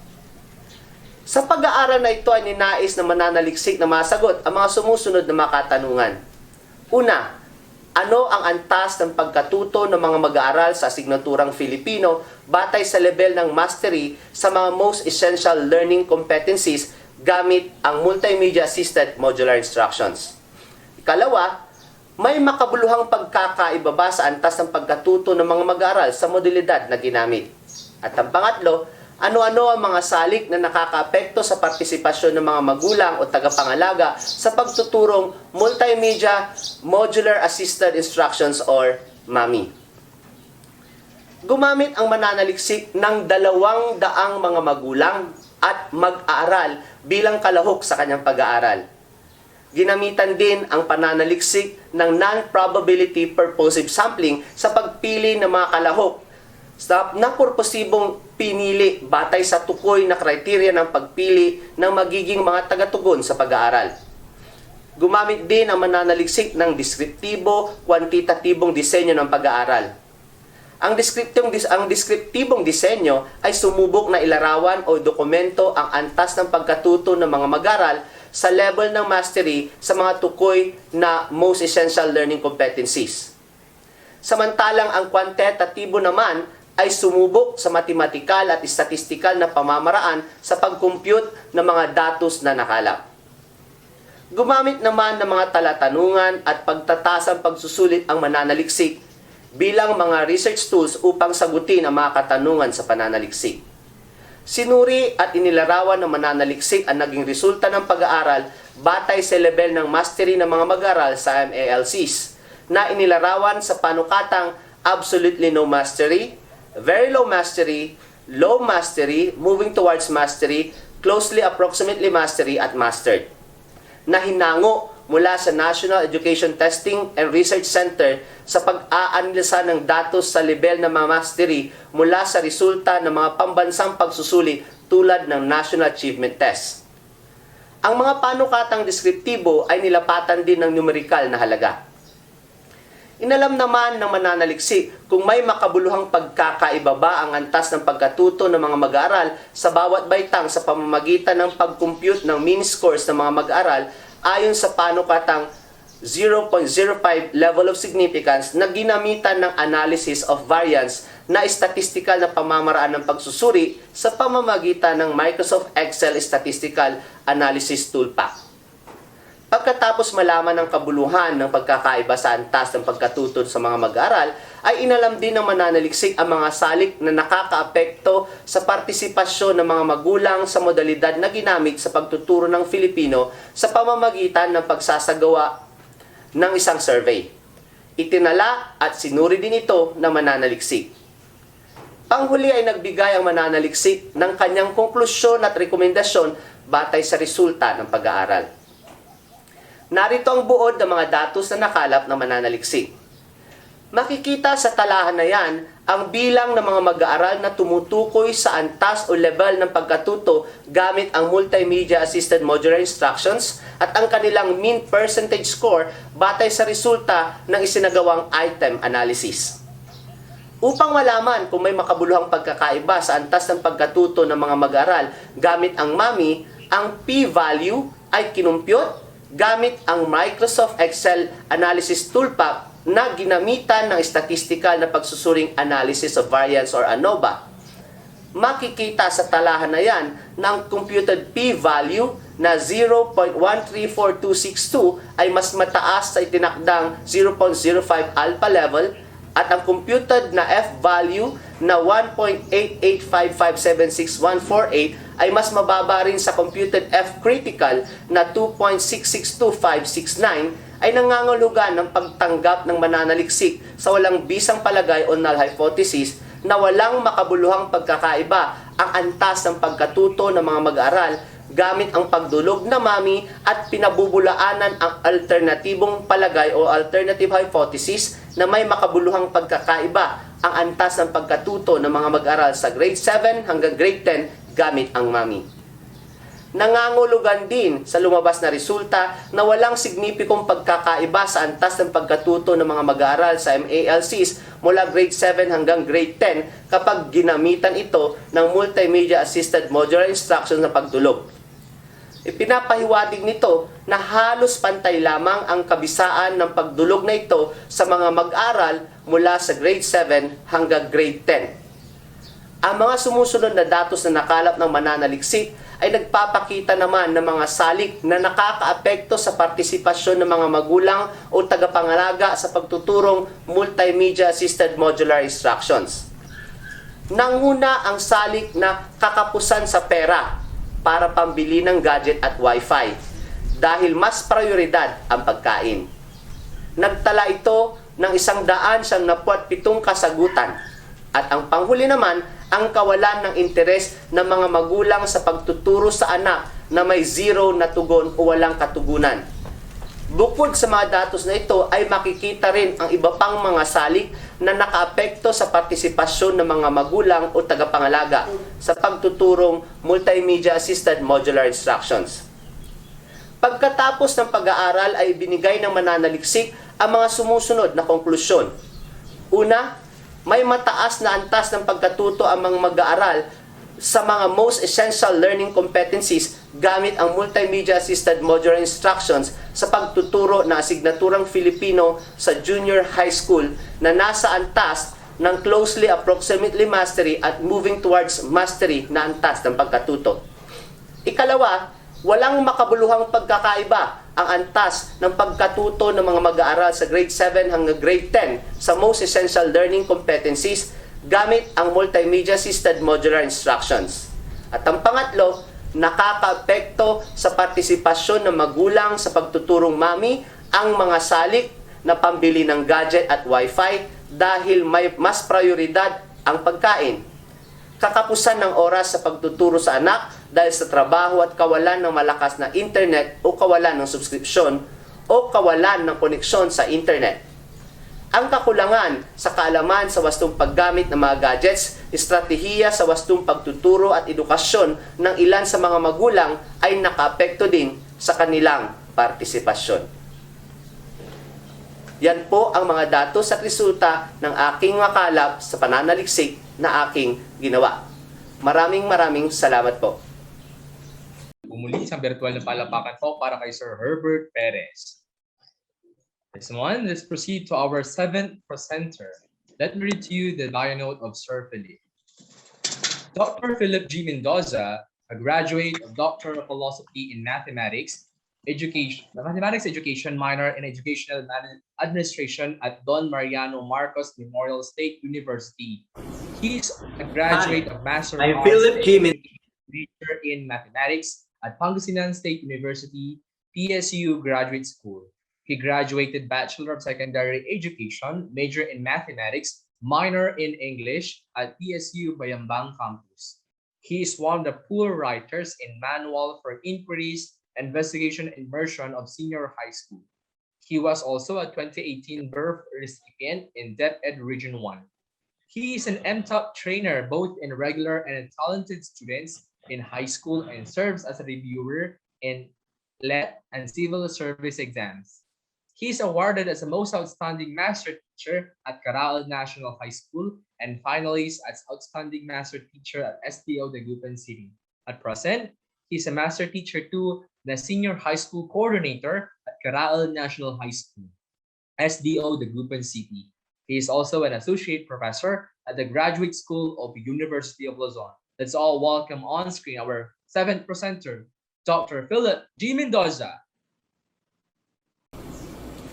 Hi, I'm Philip G. Mendoza, Master Teacher 2 from Karaal National High School. May I present to you my research entitled Performance of Grade 11 Students in General Mathematics Using Modular Instruction in Facebook Messenger or MIFM as Mode of Sport Teaching Platform. The Philippine Education Quarterly reported that modules can take the place of a teacher. Among the forms of individualized instruction, modules are effective and economical in developing specific knowledge and skills. Modular instruction is an attempt to individualize learning by allowing a student to achieve mastery of one unit of content before moving on to another. Module as a self-instructional material can be used as a supplemental material to help the student improve his or her mastery and as means to help the student catch up with the missed lessons. The integration of self-learning modules with alternative learning delivery modalities will help DepEd ensure that all learners have access to quality basic education for school year 2020-2021, with face-to-face classes still prohibited due to the public health situation. In the present times, many Filipinos find mathematics difficult to understand. However, this is so much affected by the ability of the teacher to systematically present the concepts for easier understanding. This method can be done in different ways, such as using prepared modules. Based on this study conducted by Smutny, they found out that educational chatbots, which are part of the instant messaging application like the Facebook Messenger, are already in its early stages to become artificial intelligence teaching assistants. This study was anchored on the DepEd Order Number 12, series of 2020, also known as the Adoption on the Basic Education Learning Continuity Plan for school year 2020-2021 in the light of COVID-19 public health emergency. In Carral National High School, a survey shows that around 80% of our students enrolled in grade 11 can do modular activity, and most of them have no internet connectivity. Hence, the researcher takes the initiative to use modular instruction and Facebook Messenger as an alternative delivery mode of support teaching platform of the senior high school students, specifically in general mathematics. For the statement of the problem, this study sought to assess the performance of grade 11 students and determine the effects of modular instruction and Facebook Messenger as mode of support teaching platform in general mathematics subject during the school year 2020-2021. Specifically, this study sought to answer the following sub-problems. First, what is the performance of the grade 11 in solving rational equations before and after the experiment? Second, what is the extent of significant difference exists between the performance of the grade 11 students in solving rational equations before and after the experiment? This study utilized the quasi-experimental research design. The quasi-experimental methods are designed to explore the causal effects of an intervention, treatment, or stimulus on a unit of study. The participants of this study are the 39 students from the grade 11, consisted of 14 males and 25 females. And the researcher made 40-item multiple choice test, measures the ability of the students on how they mastered the concepts of solving rational equations and after they were exposed to MIFM during the time of pandemic. The researcher used the results of the pre-test and post-test administered to the grade 11 students in Carral National High School for the school year 2020-2021. For the findings, as you can see in the table number 1, it shows that the mean performance of the students in the administered 40-item pretest in solving rational equation was 21.4615. The computed mean was 21.00. That is lesser than the computed mean, which indicates that the distribution was normal since the computed skewness was negative 0.002. That is closer to 0, indicating that the mean, the median, and the mode coincide the center. With regards to variances, the computed value was 26.097, with an indicated standard deviation of 5.10854, indicating the scores of the students have an average dispersion of 5 units from the mean. As presented in the table, the computed value of the cortuses of the pretest was negative 0.541, that were still close to 0, indicating that the distribution is mesocortic.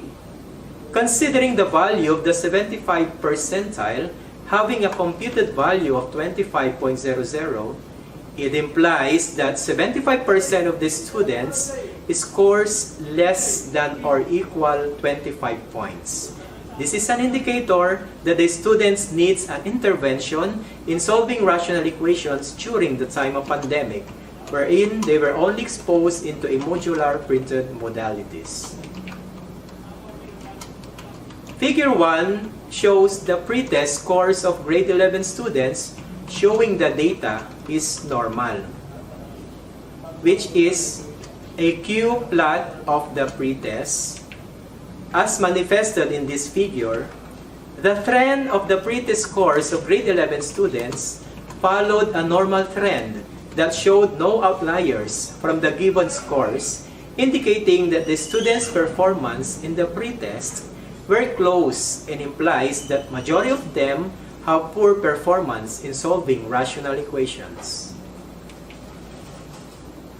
Table 2, referring to the performance of the grade 11 students in post-test. As presented in this table, it shows that the mean performance of the students in the administered 40-item post-test in solving rational equation after they were exposed in IMFM was 32.9231. The computed mean was 34.00. That is greater than the computed mean, which is 32.9231, indicates that the distribution was normal since the computed skewness was negative 0.325, that is closer to 0, indicating that the mean, median, and the mode coincide at the center. With regards to the variances, the computed value was 26.441, with an indicated standard deviation of 5.14211, indicating the scores of the students have an average dispersion of 5 units from the mean. And as presented in the table, the computed value of the cortuses of the post-test was negative 1.129, that were still close to 0, indicating that the distribution is mesoparty. Considering the value of the 75 percentile, having a computed value of 37.00, it implies that 75% of the students scores less than or equal 37 points. This is an indicator that the students improve their performance in solving rational equations after they were exposed in MIFM. These findings was supported by the research conducted by Yagmore in 2016, claimed that the blended teaching presents the content in an attractive manner due to the various effects, which enables meeting the different levels of the students and designing activities which are appropriate to the real levels of the students. Figure 2, about the post-test scores of the grade 11 students, showing the data is normal. As revealed in Figure 2, the trend of the post-test scores of grade 11 students followed a normal trend that showed no outliers from the given scores, indicating that the students' performance in the post-test were close and implies there is an improvement in the performance of the grade 11 students in solving rational equations after they were exposed into MIFM during the new normal settings of teaching and learning. Table 3 shows the significance of difference of the performance of the grade 11 students. Table 3 shows that the computed mean during the pretest was 21.4615 as compared to the computed mean of 32.9231 with a computed t-value of 13.116, having a significant value of 0.000, that is less than 0.05. Therefore, it shows that there is a significant difference between the performance of the students in pretest and post-test. This implies that the performance of the students in solving rational equations improved after they were exposed to the MIFM during the time of pandemic. And this finding was supported by Yagmore in 2016, showed that the advantages of teaching, which include the individualization of learning and student-centered learning and other modern trends in teaching, as well as the use of various effects, including sound, image, motion, and color, which provide students with opportunities to search for the information and self-discovery, which facilitates comprehension of concept in a smooth manner. As to the conclusions, the performance of the experimental group exposed in the modular instruction in Facebook Messenger, or MIFM, in solving rational equations performs better than the control group exposed in the modular printed modality in the new normal. This study concluded that MIFM, as support of teaching platform, can serve as an alternative approach to face-to-face modality during the time of pandemic in order to develop the mathematical ability of the students. Thank you very much for listening. Thank you so much once again, Sir Philip Mendoza. Let's proceed to our 8th presenter for today. Let me introduce to you by reading his bio. Sir Michael Angelo C. Gatchalian is a Master Teacher 1 of the Dagupan City National High School Junior High School under TLA Department. 14 years of teaching in public and 6 years in the private school. Having a bachelor degree in computer science with 52 units of MAED and currently taking Masters in Information Technology. A birth grantee last 2018 batch. Member of the Division Media Society. Let's all welcome our next presenter, Sir Michael Gatchalian. Hi, this is Michael Angelo C. Gatchalian, teacher of the Dagupan City National High School, Junior High School. Today, my task is to present to you my action research entitled Enhancing the Mastery Skills of Grade 10 Students in Teaching Technology and Livelihood Education through the use of Open Broadcaster Software, or OBS. Context and rationale. As stipulated in DepEd 2020, last May 11, 2020, that no face-to-face classes will be allowed earlier than August 24, 2020. And from then on, no face-to-face classes was conducted in any areas and at any level. This prompted the Department of Education to look for alternatives and carefully plan what modality of learning instruction to be used despite the threat of this widespread crisis or pandemic. The Department of Education was tasked to conceptualize different learning delivery modes to ensure that learning continues. Contingencies were carefully outlined by the top management of the Education Department, tapping brilliant minds who are education specialists, setting up different webinars, online seminars to capacitate and equip teachers, parents, and learners. Coupled with these endeavors and efforts, safety of both learners and teachers is the top priority and should not be jeopardized. But the questions remain unsolved. How to make sure that learning continues amidst pandemic? What kind of modality to be used? The researcher proposes Open Broadcaster Software, or OBS. Proposed innovation, intervention, and strategy. I used 2 of my sections in the special science class, and I assigned what will be the experimental and the control group by purposive sampling.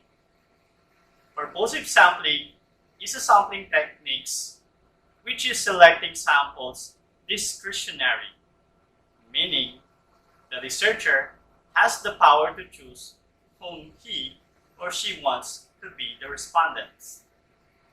The control group was taught by conservative mode of teaching, whereas the experimental was taught by the proposed intervention. The teacher-researcher first record videos of lessons of a certain quarter or grading period. Maximizing the time allotted of this study, recording of videos to be used in teaching TLE 10 should cover the whole grading period. In these videos, different activities and exercises are also in store to give enrichment to the learning facets of students. During the intervention, videos recorded were played every lesson proper until mastery of the lesson was achieved and to develop generalizations. After the intervention, a post-test was administered upon the experimental group and the control group to examine the effect of the proposed intervention. One of the advantages of this proposed intervention was that the student can now learn and study offline, and the proposed intervention attracted high level of self-learning phase, meaning students can now learn at his or her own pace without any pressure. Since this is the new normal of this education era, someone must adapt to continue learning. Unlike other social platforms and social media, this software is free and can be accessed offline, meaning it will work even with or without mobile data and internet connectivity. Action research questions. Number 1. What is the level of mastery skills of the experimental group and the control group based on the mean scores of their pretest before the intervention? Question number 2. What is the level of mastery skills of the experimental group and the control group based on the mean scores of their post-test after the intervention? Number 3. Is there any significant difference between the level of mastery skills of the experimental group and the control group before and after the intervention?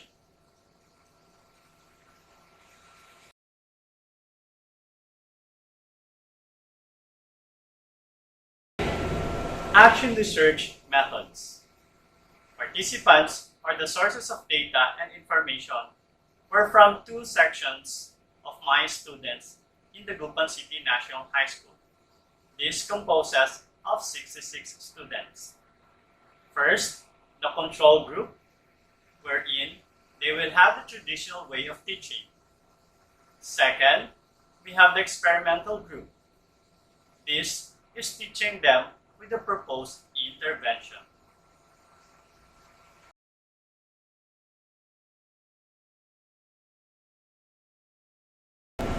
Data gathering methods. First, we have the survey form. Second, teacher-made questionnaires of 50 items using Google Forms. It composes of the pre-test and the post-test. Plans for data analysis. To answer research question number 1 and 2, simple mean was used. Mean percentage score of level of mastery, or the MPS LOM scale. And to answer research question number 3, t-test was used to determine the significant difference.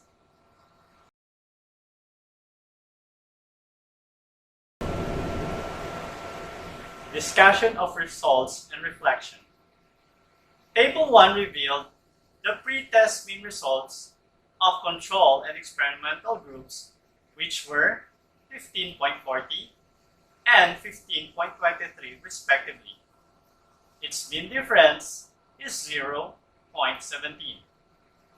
On the other hand, the post-test results of both control and experimental group were 21.05 and 21.16, and a mean difference of 0.11. It is very clear that in the pretest results, there is no significant difference. For the reason of the obtained mean result of control group is higher than the experimental group. It showed that the level of performance of the experimental group and the control group before the intervention had no significant difference. Table 2 showed the mean results of pretest of control and experimental group, 15.40 and 15.23, with a mean difference of 0.17, 2.02, and 0.32 as critical and p-values. In addition, the mean results of post-test of both control and experimental groups with coefficients of 21.05 and 21.16, with mean difference of 0.11, 1.99, and 0.37 as critical and p-values as presented. The obtained value in the pretest was 1.70, while the table value was 0.32. Similarly, the obtained value in the post-test was 1.64 against t-value of 0.32.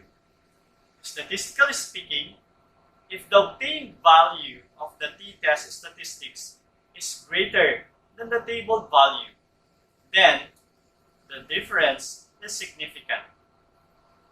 And in this resulted can be associated with the effectiveness of the proposed intervention in upgrading the level of mastery skills among students.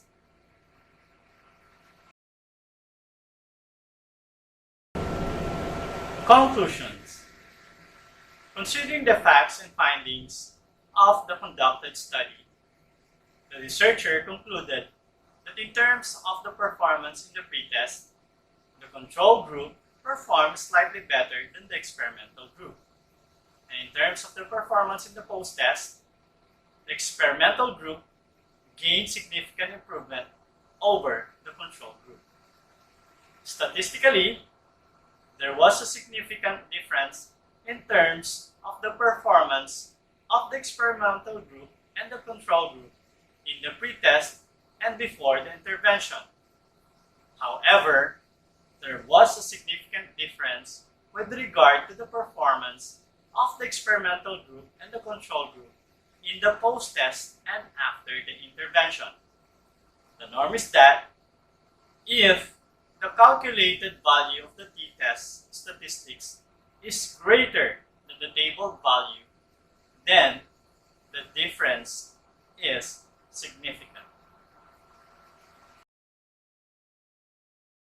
Moreover, research has shown that the use of technology to teach early literacy has yielded primarily positive results for students and teachers.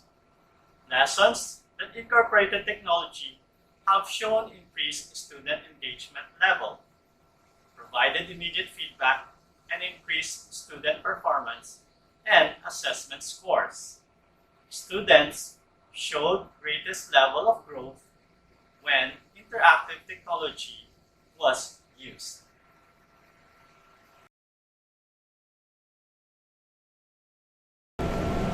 Recommendations. Based on the conclusions drawn, the following recommendations are proposed by the researcher. 1. The administration of pre-test and post-test before and after the implementation of any learning intervention in the conduct of action research must be made as an important variable to validate the effectiveness of certain strategy, methodology, approach, policy, program, and intervention.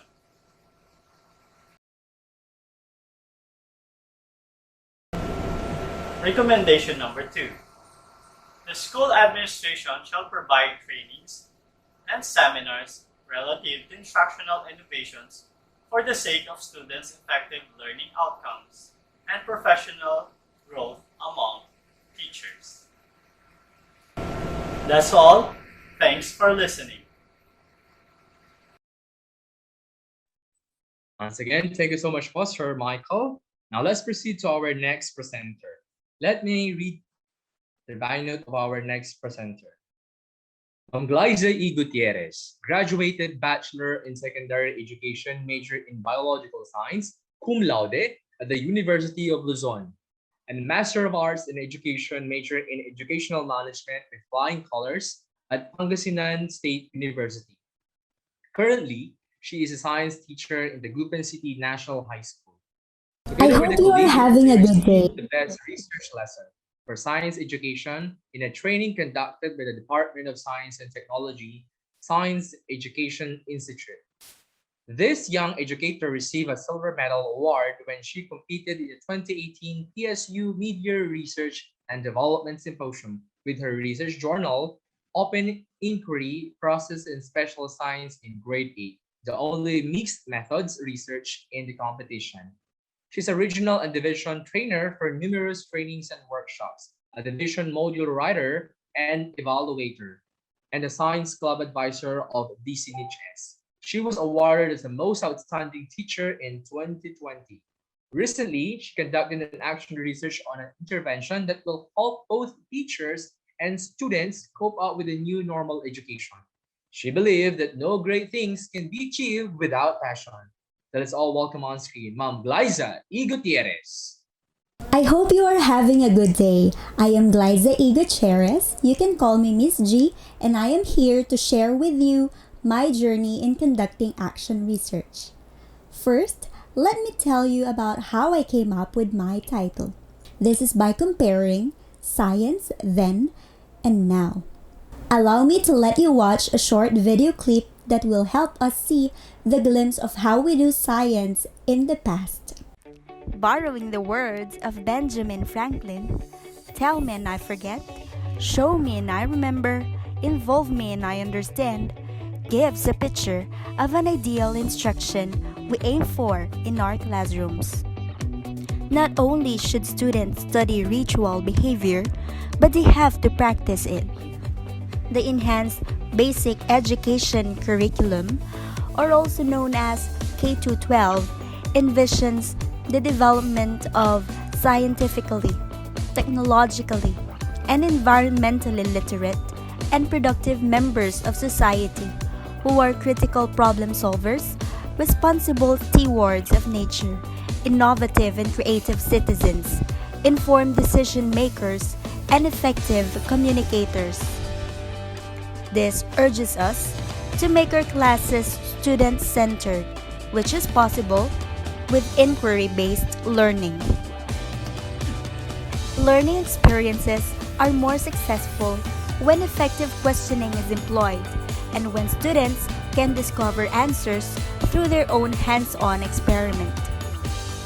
We've been employing inquiry-based learning in our school for years, and based on experiences and observations of teachers and testimonies from students, they're proven to be effective. However, with the current situation we are in, it's even harder to employ inquiry-based learning. Science now allows students to read text, analyze graphics, answer tests and activities, independent learning, and employ confirmation and structured inquiry, which are the lowest level of inquiry-based learning. Based on these observations, I thought of creating an innovation which can bridge the gap between the interaction of teachers and students in the new normal education, and to address the lack of learning opportunities to students in developing their higher ordered thinking skills and science process skills. With this, let me present to you the title of my action research, utilizing 5E's learning videos as an aid to modular instruction of grade 8 students in science. We've been using videos in our classrooms before, and there are a lot of positive effects in the learning of our students. The question is, how are we going to use these videos in the current situation that we are in? To answer the question, I created my own formula, which is learning videos plus 5E's model is equal to effective learning resource. Learning videos can reinforce modular instruction. It can maximize retention of the students, and it is accessible. There are a lot and there are various available applications and softwares in editing and in processing videos. It can also provide a classroom atmosphere for our students. Incorporating 5E's model in our instruction allows students to go through series of stages from which they can build a strong foundation of knowledge, master competencies, and develop higher ordered thinking skills. 5E stands for engage, explore, elaborate, explain, and evaluate. 5E's model is grounded with proven to be effective philosophies in education and approaches like constructivism, discovery learning, learning by doing, experiential learning, and a lot more. So what do we get in creating an effective learning resource?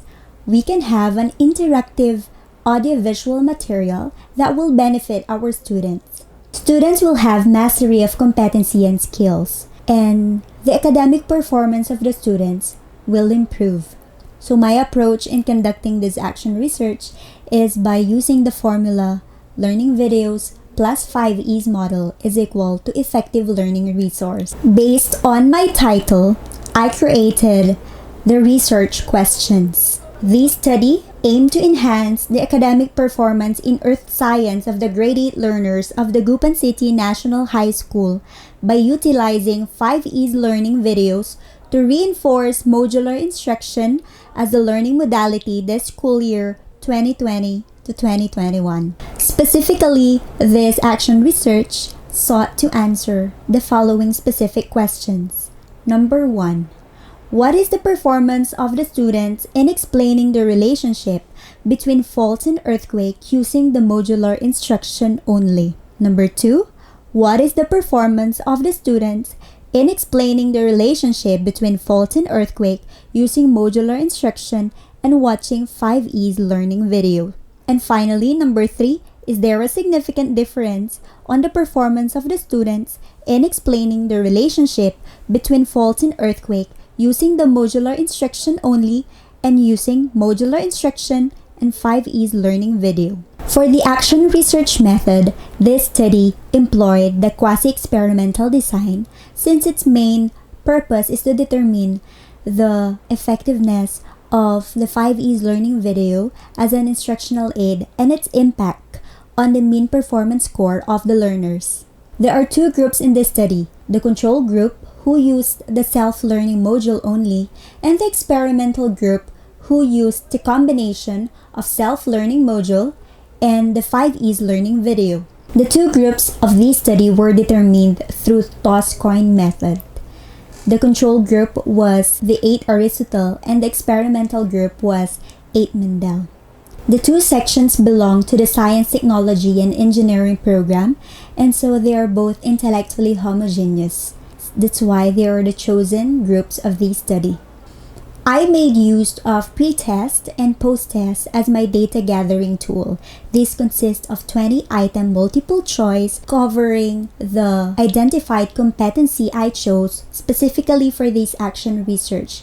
These instruments were validated by the education program supervisor in science, the head teacher in science, master teachers, and proficient teachers. Let's go to the findings of this study. To answer research question number 1 and to determine the performance of the students who use the self-learning module only, let us compare the pre-test and post-test with the mean score of the control group 9.59 against the post-test score 13.46. We can say, based on their percentage improvement of 19.3, we can say that the performance of students who use SLM only improved. As a matter of fact, their status from average mastery turned moving towards mastery. To answer research question number 2 and to find out the performance of the students who use SLM and watch 5E's learning video, based on the table shown, the experimental group got 8.25 in their mean score in the pretest and increased to 17.31 as their mean score in the post-test. This will give them a mean performance score of 41.25, which was doubled in the mean performance score in their post-test with 86.55. This will make their status from low mastery to mastered, gaining an amazing percentage improvement of 45.3. Comparing our findings from the performance of students who use SLM only and the performance of the students who use the combination, we can say that both groups improved in using the following approaches.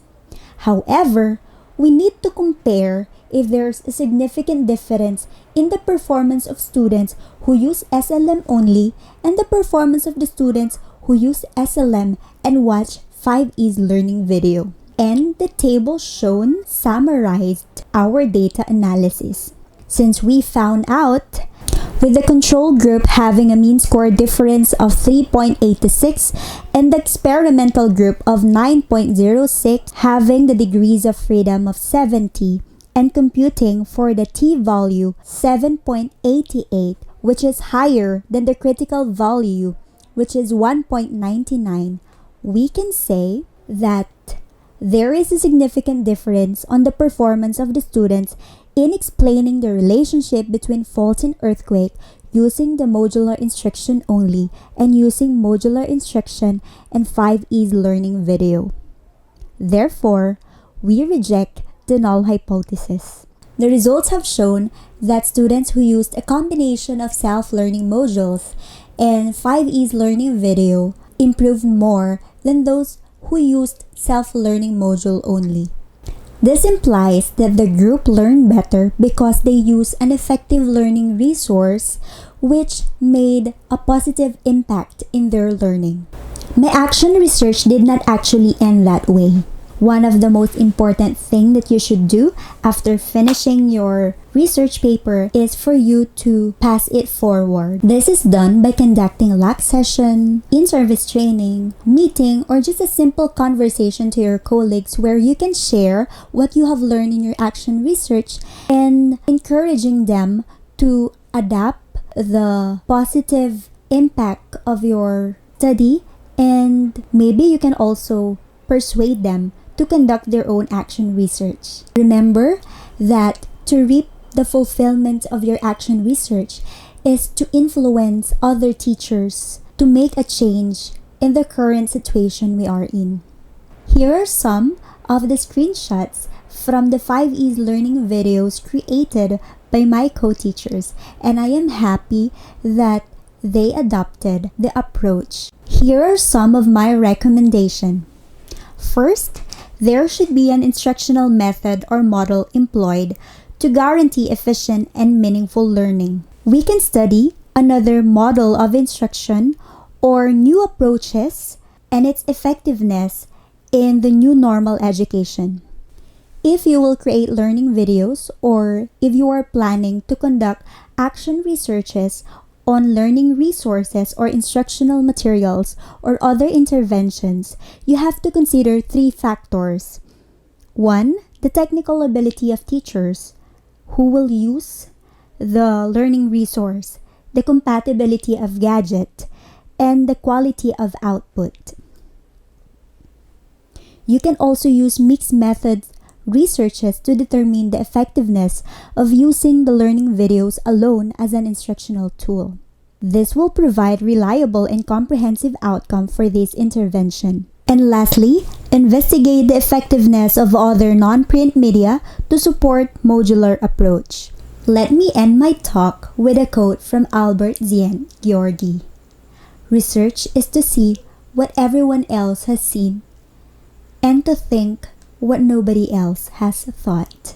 We may see the problem in the same way, but each of us has a different approach in solving the problem. Believe me when I say that it's not the smartest one who can solve the problem, nor the one who can devise the most intimidating and complicated solution to the problem, but the one who has a simple one and a positive attitude.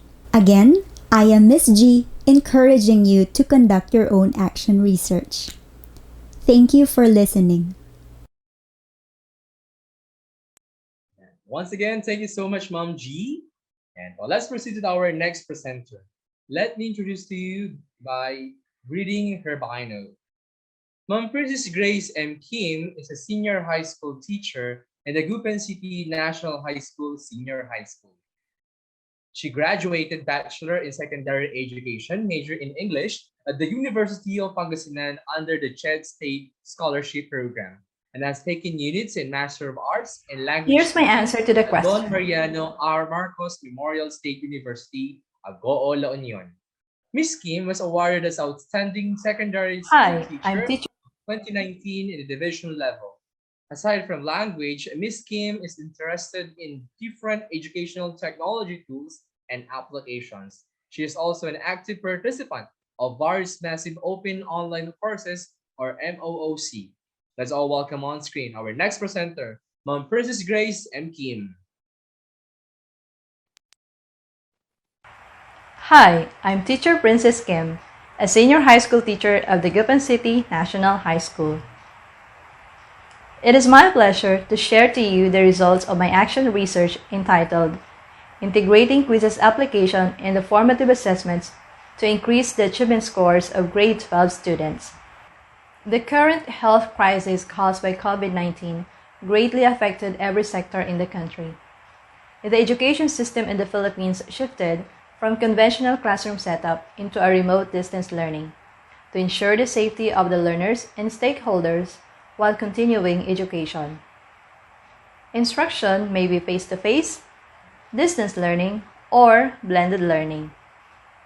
While printed modular modality was chosen as the main mode of instruction in the new normal, blended learning and other augmentation like online class, radio, and TV-based instruction were also encouraged to provide many ways of catering to the needs of the students. Based on learner enrollment survey form data of the Dagupan City National High School Senior High School, 56% of students preferred online class, 34% preferred blended learning, and 67% connect to the internet through their mobile data allocation. This data at hand became the reference of this study. The researcher believed that if the students are given the resources like internet access and devices, online educational activities and resources could enhance students' learning. With the type of digital learners we have today, digital teaching and learning are necessary to adapt to the changing landscape of education. To measure students' learning both in the old and in the new normal, formative and summative assessments are used. According to Barbosa, assessment is one of the important keys to the learning experience, which influence the way students approach their learning. Educational institutions are collaborating information and communication technologies to improve the dissemination, efficiency, and quality of education. There are different online assessment tools and educational technologies that teachers can use, like Kahoot, Quipper, and Quizzes. According to research, Quizzes is considered the most suitable online assessment tool in English teaching and learning.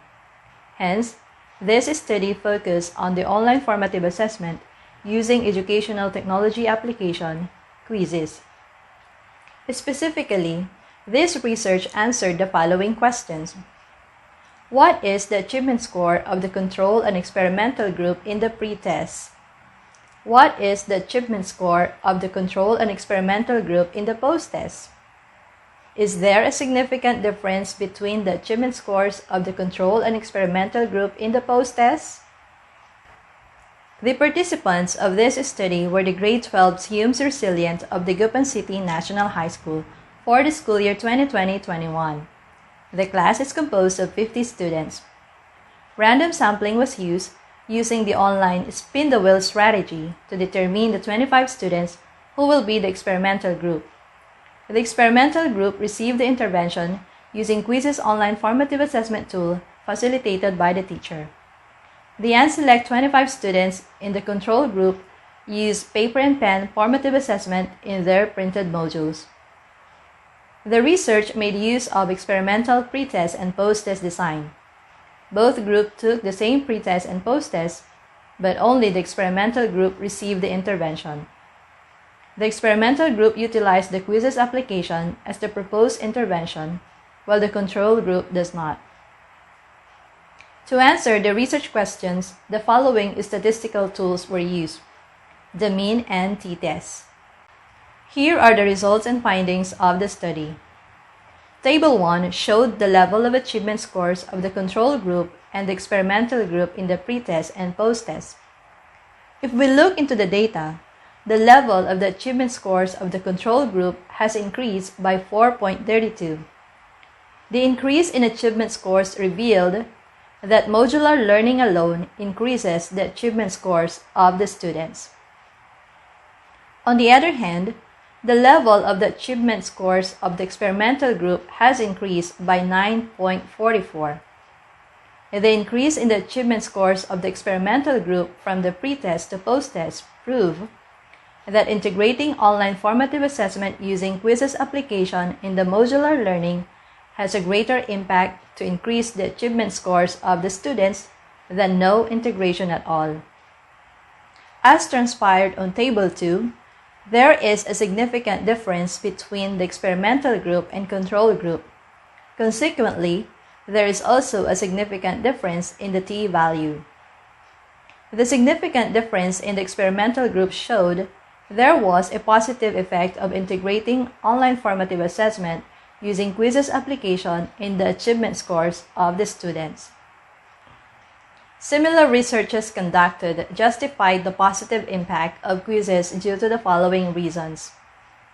Quiz's enhances students' learning, easy to use, enhances students' engagement, stimulates learning, and reduces anxiety. Quiz's is more helpful in the learning than doing exercises on paper. Students' feedback showed they like Quiz's because it is fun, interactive, and motivating. Gamification uses game-based mechanics, aesthetics, and game thinking to engage people, motivate action, promote learning, and solve problems. Gamified approaches lead to users' higher level of commitment and motivation to do activities and processes that involve them. With the integration of online quizzes like Kahoot and Quizzes, pupils' responses reflected their positive motivation, perception, and acceptance towards learning English lessons. The elements of fun, enjoyment, and competition in games made students more motivated and interested in English lessons. The success of gamified quizzes in improving students' achievement scores could be linked to the principle of immediate feedback. In printed modular learning, feedback is delayed due to the schedule of retrieval and release of modules and answer sheets. But using online quizzes application, learning is assessed and feedback is provided in real time. In the assessment using quizzes, computer-generated feedback, students can reflect on their learning and achievement. Feedback fills the gap between what they know and not. It also corrects misconceptions and misunderstanding of the concept immediately. Retention is higher when immediate feedback is given to the students. Therefore, the integration of online formative assessment using Quizzes application is highly recommended. This is the result of my study entitled Integrating Quizzes Application in Formative Assessment to Increase the Achievement Scores of Grade 12 Students. Thank you and have a good day. Thank you so much, Ma'am Kim. Ayan po. And last but not the least, our last presenter for today, let's all welcome Mama Donna T. Abalos. Let me read to you her bio. Mama Donna T. Abalos. Okay. Yan. Ano po? Okay. Mama Donna Abalos finished her course and Bachelor in Secondary Education, major in Mathematics at Pangasinan State University, Bayambang, Pangasinan. She took her Master in Education, major in Educational Management at Pangasinan State University, Lingayen Campus. However, she graduated the course at Lyceum Northwestern University, Dagupan City. Currently, she is teaching at Karaol Elementary School, assigned at grade 5 level and rendering her service for almost 10 years now. Besides, she is the school Filipino coordinator and one among the school paper advisors in Filipino. Let's all welcome on screen, Mama Donna Abalos. Isang maliwalas at mapagpalang umaga sa inyong lahat. Ako po si Ginang Madonna T. Abalos, guro sa mababang paaralan ng Karaol. Sa araw na ito, aking ilalahad sa inyo ang kasalukuyang isinasagawa kong action research sa pagbasa. Ito ay may pamagat na online at printed marongko technique gamit sa pagkatuto ng grade 5 JADE non-readers. Bakit nga ba ako nagsasagawa ng action research? Ito ay para malaman kung epektibo nga ba ang paggamit ng online at printed marongko technique upang matutong pumasa ang mga grade 5 non-readers ngayong pandemya. Ngayon, isasalaysay ko ang nakasaad sa aking konteksto at rationale.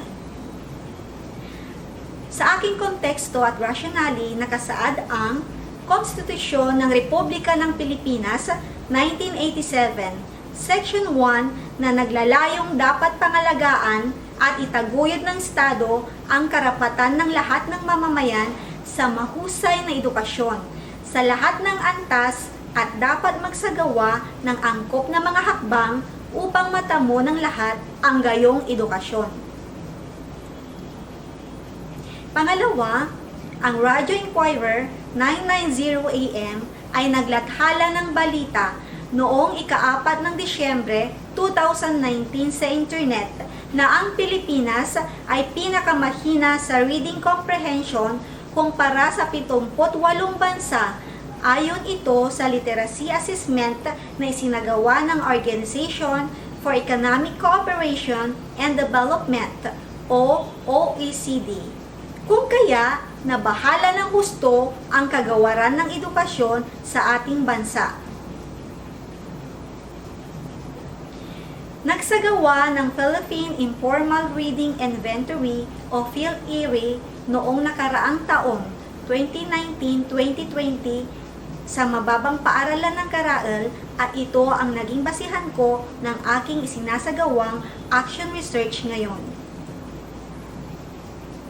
Napapaloob sa DepEd Memorandum No. 173, Series 2019 na dapat paigtingin ang Every Child is a Reader Program o ECARP na isa sa mga layunin ay ang equip learners with reading skills to make them proficient and independent readers in their grade level. May mga tanong na dapat kong sagutin pagkatapos kong isagawa ang aking pananaliksik. Ito ay ang mga sumusunod. Una, ano-ano ang mga antas ng kasanayan ng bata sa pagbasa? Sa larangan ng pagbigkas ng tunog ng mga titik, papantig na pagbasa ng salita, parirala at pangungusap. Pangalawa, ano ang pagkakaiba ng resulta ng pre-test o diagnostic test at post-test o achievement test matapos isagawa ang online at printed marongko technique? At ang huli, ano ang patunay na epektibo ang online at printed marongko technique na estratehiya upang matutong bumasa ang mga bata? Narito naman ang mungkahing inobasyon, interbensyon at estratehiya. May 40 kasanayan ang mapapaloob sa material ng Marungko Technique. Ang mga kasanayan na ito ay ipinabalida ng mananaliksik. Aalamin kung epektibo nga ba ang paggamit ng online at printed Marungko Technique bilang kasanayan sa pagbabasa ng mga mag-aaral. Ang pag-aaral na ito ay gagamit ng pre-test at post-test. Ang mga kasali sa pag-aaral na ito ay ang 10 mag-aaral sa Grade 5 Jade non-readers. Gagamitan din ito ng eksperimental at deskriptibong pag-aaral upang alamin kung mabisa ang nagawang kasanayan sa pagbasa. Ang mga datos ay susuriin sa pamamagitan ng estadistika na mean. Bawat grupo ay magkakaroon ng 1 oras na online na pag-aaral sa pagbasa. Ang printed Marungko Technique ay ibibigay kasabay ng pagkuha ng kanilang modules. May 5 gawain sa pagbasa sa bawat linggo. Sa panahon na saklaw, ang pananaliksik na ito ay mula sa buwan ng Mayo hanggang sa buwan ng Hunyo 2021. Kaya hindi pa natatapos ang aking sinasagawang pananaliksik. Hanggang dito na lamang. Maraming salamat po.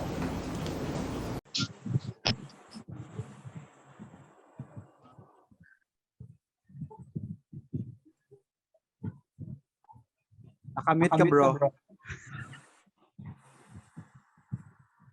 Okay, on po yung mga cameras po natin.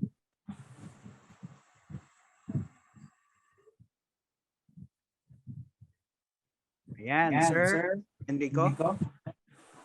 Take it away. Picture muna tayo. Picture muna Bago tayo mag-start po, on po muna bago po tayo mag-Q&A. Picture muna. Before we proceed to our Q&A portion. Pictorial po ulit tayo po for attendance check. Yan. Thank you po. Yan. Ako po yung natutuwa. We are 43 po sa ano po natin ngayon. So, smile po tayo. Yan, turn on. Yay! Hi, Ma'am Vicky! Yan, smile po. 3, 2, on po natin ang camera. Yan, smile po. 3, 2, 1, smile. Isa pa po. 3, 2, 1, smile. Isa pa po. Yan. Sir Enrico, take it away. Okay po. Yes, right. So let's proceed po sa ating Q&A portion. Sa mga naganap po nating research natin. So first po, does technology always have to be employed by teachers in their research proposal? Paano kung app ang gagamitin namin na intervention? Ano po ang kailangan namin gawin? Do we need to seek permission for its use? And po, para sagutin po ang ating... Okay, sir. Anybody po from our researchers? Pakita po yung kampo natin. Yan. Yan. Sir Herbert or Sir Digno? Pwede po. Go, sir.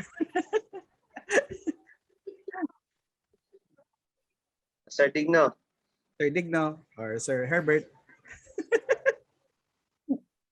Hello po. Okay. Ma'am Glyza? Ma'am Glyza? Okay. Can I answer the question po? Yes, ma'am.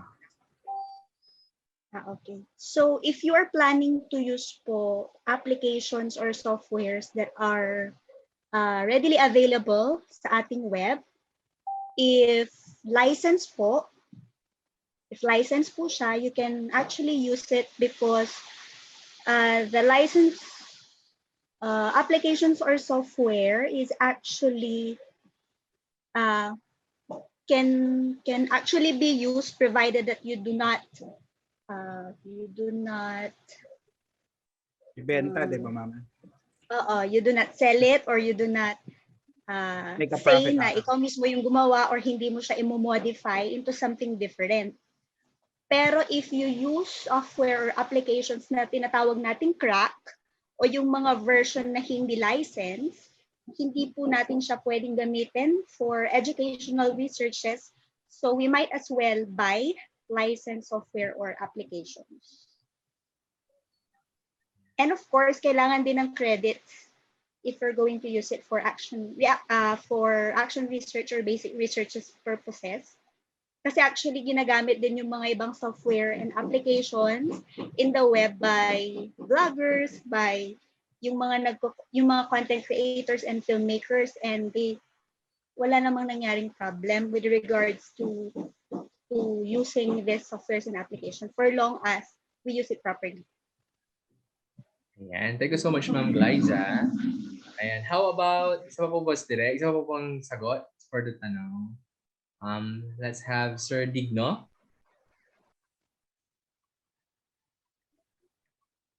Okay po ba si Sir Digno? Ayan. Okay, on sir. Or Sir Herbert po, pwede naman po sir. Sir Herbert. Ayan, Sir Ayan. Herbert. Dahil Sir Herbert ang susunod mamaya talaga. Solo niya ang Sagot. number 4. Next question na lang Sir Enrico. Okay, next question. Dahil solo ni Sir Herbert. We volunteer Sir Herbert na. How do we go about ensuring that we are able to observe ethical standard for our research study? Paano po ang ginawa ninyo doon sa survey na ginawa ninyo? Sir Herbert. Sir, nakamute ka sir. Off mic po kayo. Okay. Okay. Naririnig na po ba ako? Yes, sir. Ayan. So, how do we go about ensuring that we are able to observe ethical standard for our research study?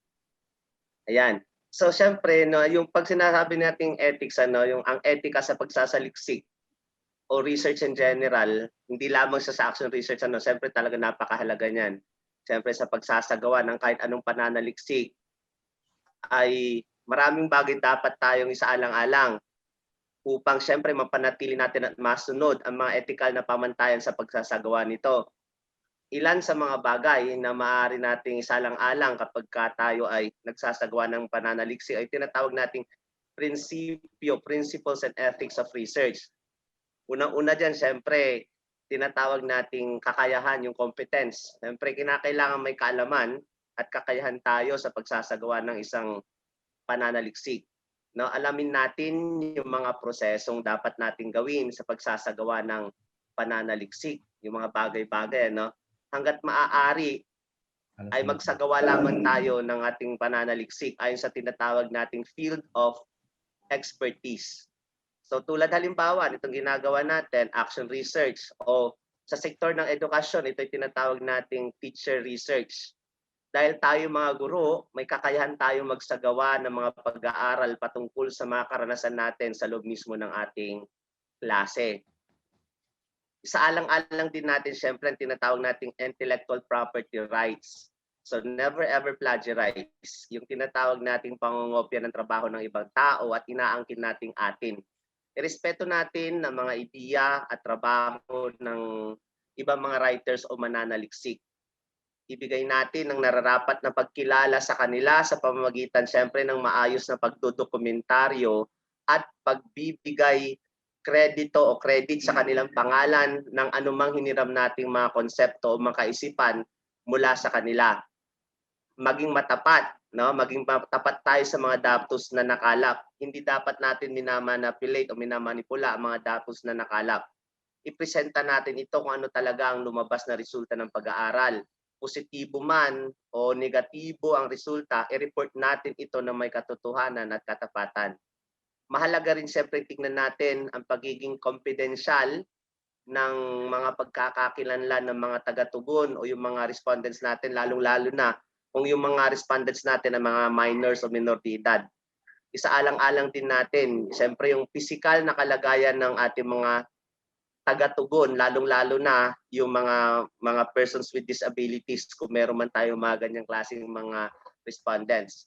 Siyempre, kung kinakailangan, hingin natin ang pahintulot ng ating mga respondents gagawin natin ito, kinakailangan natin gawin. Ipaalam natin sa kanila ang kanilang participation, ipaliwanag natin sa kanila ang kahalagahan ng kanilang participation sa isinasagawa nating pag-aaral. At marami pa tayong mga ethical mga considerations diyan. So for now, ito po muna ang ating mai-share sa inyo. Maraming salamat. Ayan, maraming salamat po Sir Herbert. Na-proceed na po tayo direct sa susunod. Yes sir, yes sir. Ayan. Paki-call out na lang, no? Okay po. And sunod naman tayo sa ating pang-apat na tanong. Hayaan niyo po akong isalin sa Filipino. Ayan. Ano-ano po yung mga nasuliranin na kinaharap ninyo? Kasi hindi basta-basta ang pagsasagawa ng isang panaliksik. Para sa ating susunod na sagot, Sir Renato, ano-ano po yung mga na kinaharap ninyong suliranin habang sinasagawa po ang pananaliksik? Sir Renato? Ayan. Ito po ba si Sir Renato? Parang wala na sa kasama natin sila. Wait lang. Wait lang, hanapin ko yung response niya. Okay. Wait lang. Habang hinahanda po ni Direk yung response ni Sir Renato, Ma'am, Sir Digno, meron po bang i-share si Sir Digno sa mga struggles and challenges? Meron ba? Okay. Technology pero yung sa kanya. Okay lang. Yung sagot. Okay lang po. Okay. Ito po yung response ni Sir Renato. Does technology always have to be employed by teachers in the research proposal? My answer is yes and no. Yes, because in this new normal, we need technology. Like all the schools are stopped and all of the students are not entering to the school. So ang ginawa ko ay ginamit ko ang teknolohiya para mabigay ang lahat ng mga talatanungan na aking pag-aaral. So ginamit ko ang teknolohiya gamit ang Google Form na siyang ginamit ko sa talatanungan sa pagsagot ng mga talatanungan. No, dahil may mga respondent na hindi marunong sa Google Form pagsagot sa gamit ang cellphone sa pagsagot ng Google Form. So ang ginawa ko ay nagbigay ako ng printed ng mga talatanungan para ibigay sa mga magulang upang mabalanse ang sagot ng may alam sa teknolohiya at yung walang alam sa teknolohiya. Paano po kung ang app na gagamitin namin sa intervention? Depende po yan. Kung ang gagamitin nyo na app ay may kinalaman sa teknolohiya, kailangan yung pag-aralan yung app na iyon. Halimbawa, UBS. Dahil ang UBS ay isang application, bilang isang mananaliksik, kailangan mong pag-aralan yon kasi hindi lang basta mo kailangang pag-aralan yung mga resulta.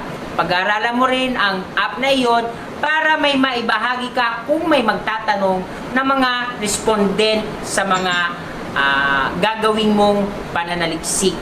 Ano po ang kailangang naming gawin? Tulad ng sabi ko, kailangan mong pag-aralan yung app na gagamitin mo sa intervention. Dahil hindi lang basta-basta gagamit ng intervention kung ikaw mismo ay hindi mo alam gamitin. Do we need to seek permission for its use? Depende po yan sa app na gagamitin nyo. Kung ang app ay may permission na kailangan gawin, kailangan mo ng permit. Pero kung yung app naman na gagamitin mo ay free, so hindi na kailangan pang humingi ng pahintulot dahil unang-una, it's free. Pangalawa, minsan sa pag-download ng app, kailangan mo magbayad. Binayaran mo. So, hindi kailangan panghingi ng permiso. What are the difficulties you encountered in... Okay. Okay, sir. Yan. Hindi natin itutuloy yun, sir. Meron siyang sinagot na isang question. Yung difficulties. Wala din, diba? Itatanong mo na ba yan? Yun na po yung tanong actually ngayon. Okay. Sige, wait lang. I-send ko. Tuloy natin yung sinasabi ni sir. Okay, wait lang. Mo alam gamitin. Sa app, pahintulot, free. Kailangan mong magbayad. Okay, ito na po. Wait lang. Sorry. Encountered in conducting your study. Of course, in this new normal, we know that most of our parents, teachers, and students are in their home. So, para makakalap ako ng mga datos, kailangan kong pag-aralan ay ang mga application na hindi na kailangan pumunta sa mga paaralan, sa mga bahay. So, ang ginawa ko, nung una, nahirapan ako sa paggawa ng mga Google Form, ng Google Sheet. So, ang ginawa ko, pinag-aralan ko yon. Dahil una, hindi ako marunong gumamit. So, na-encounter ko sa umpisa, paano ba gumamit ng mga Google Form at ng Google Sheet. So, ang ginawa ko, nagpatulong ako sa mga expert para gumawa ng mga ganong mga talatanungan gamit ang teknolohiya. At napagtagumpayan ko naman, nakagawa ko ng mga talatanungan gamit ang Google Form at Google Sheet na ipinamahagi sa aking mga respondent. Can we Ayan. Yan, okay. Sure. Sagot ni Sir. So let's proceed po sa susunod na tanong. Pwedeng sumagot pa doon sa Sir Ray. Okay po, Sir Ray. We share the same sentiment doon sa sinabi ni Sir Renato. It's more on the problem of gathering data kasi nga we are in a pandemic state or condition, so medyo mahirap para sa atin mag-gather ng data, and I personally admit na hindi talaga ako that techy. I don't even know about that Google form. Kaya when somebody from the school, is a master teacher, approached me na she is going to extend the help or assistance, I was very thankful kasi nga siya mismo yung gumawa ng Google form para sa akin para at least ay ma-float natin yung mga questions. And then another problem which I encountered is on the statistical treatment and interpretation. I remember when I was in a master's degree class, pinag-aralan namin yung SPSS, which is an electronic version of statistics. I know how to do the coding, pero pagdating doon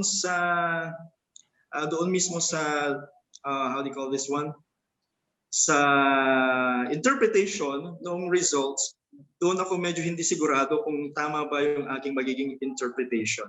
So again, I was very thankful that somebody extended the help. So I realized na napaka-importante talaga na if you are a researcher, you should know all these things. Dapat maging technologically knowledgeable ka talaga. Thank you. Thank you so much, Sir Ray. Sir Enrico, ako din. Additional ba si Sir Herbert? Okay. Yan. Yes. Gusto ko rin siya sagutin na dahil medyo maganda-ganda talaga na at least kahit paano is ma-share din natin yung mga pinagdaanan ng mga researchers na to. No? Unang-una, no? Actually, challenge, no? Hindi naman talaga difficulties. Medyo challenging na yung unang-una sa part ko is yung ating oras, no? Kinailangan mo kasi talagang paglaanan ng panahon ng yung pag-aaral kasi hindi dapat ito minamadali. Sabi nga si Sir Renato nga 6 months, di ba? So, lalong-lalo na at kasabay ng pag-aaral na ginagawa mo, isinasabay mo ito doon sa magawain mo, no, bilang isang guro. So, habang gumagawa kami ng research, gumagawa din kami ng activity sheets, mga summative tests, and then niniratean mo ito. Bukod pa rito, syempre, yung pagsasagawa ng mga iba't ibang gawain mo, function mo bilang isang teacher. No? Kasabay nito, gumagawa ka rin ng research. So, naging challenge din yung mga yon. Another one is yung talagang yung paghahanap ng mga related literature. Yung mga literature, kinakailangan mo kasi maglaan talaga ng oras sa pagbabasa upang makita mo yung tinatawag natin mga learning gaps o research gaps na ginagawa mong pananaliksik. Kasi may title ka na, meron ka na nga topic, pero napaka-importante nitong tinatawag nating learning gaps kasi baka nga very saturated na yung study mo. Baka napakarami naman na pala mga study dyan. So, kino-consider din natin yung hindi tayo basta-basta gumagawa ng isang research nang hindi natin tinitignan yung mga research gaps. Bukod dito, syempre, tulad ng sinabi ni Sir Ray kanina, ako din, no, naging challenge din sa akin yung statistical treatment, yung analysis ng datos kasi hindi talaga natin field yan. I am a language teacher, kaya medyo hindi natin 40 yung statistical data treatment na yan. So humanap talaga ako ng mga tao makakatulong sa akin na knowledgeable doon sa pagtitreat ng statistics ng ating research. So yun nila sa mga isang mga naging challenges ko din habang ginagawa ko yung aking research. Yeah, thank you very much. Ako din pandagdag, Sir Enrico. Yes, Thank you so much, Sir Digno. Go, sir. Sa akin naman, tama, sang-ayon ako sa lahat ng mga challenges, difficulties ng mga nauna nagsalita. Ako naman kasi more on sa validation. Usually mga researcher itong validation medyo kung ito. Sa validation kasi noong aking binili ang mga group, i-pilot test ko na to, doon ako nahirapan sa pag-gather ng data kasi ito yung mga group na hindi kasama sa study. At saka noong nag-gather mo yung data tapos pa-validate mo sa mga expert, may maraming revision ulit. So revise ka ng revise. So ito ay isang tapos i-compute mo ulit kung alin diyan ang ma-retain, alin doon ang magiging question mo. So doon ito ay isang suliranin ng isang researcher usually itong pag-validate ng mga instrument natin. So yun po ang ating naging nakitang suliranin. Yan lamang po. Thank you so much po. And very appreciated po ng ating mga Dagdagan Ma'am Gemma, paki-on po yung cam. Ma'am Gemma. Paki-on ma'am yung cam. Yes, ma'am. Isang maulan at mapagpalang araw para sa ating lahat. Dahil alam nyo, dalawa ang inaatinan ko ngayon. May MTV. Buti na lang nakapasok ako dito. Okay, naniniwala ako doon sa sinabi ni Sir Herbert na isang challenge.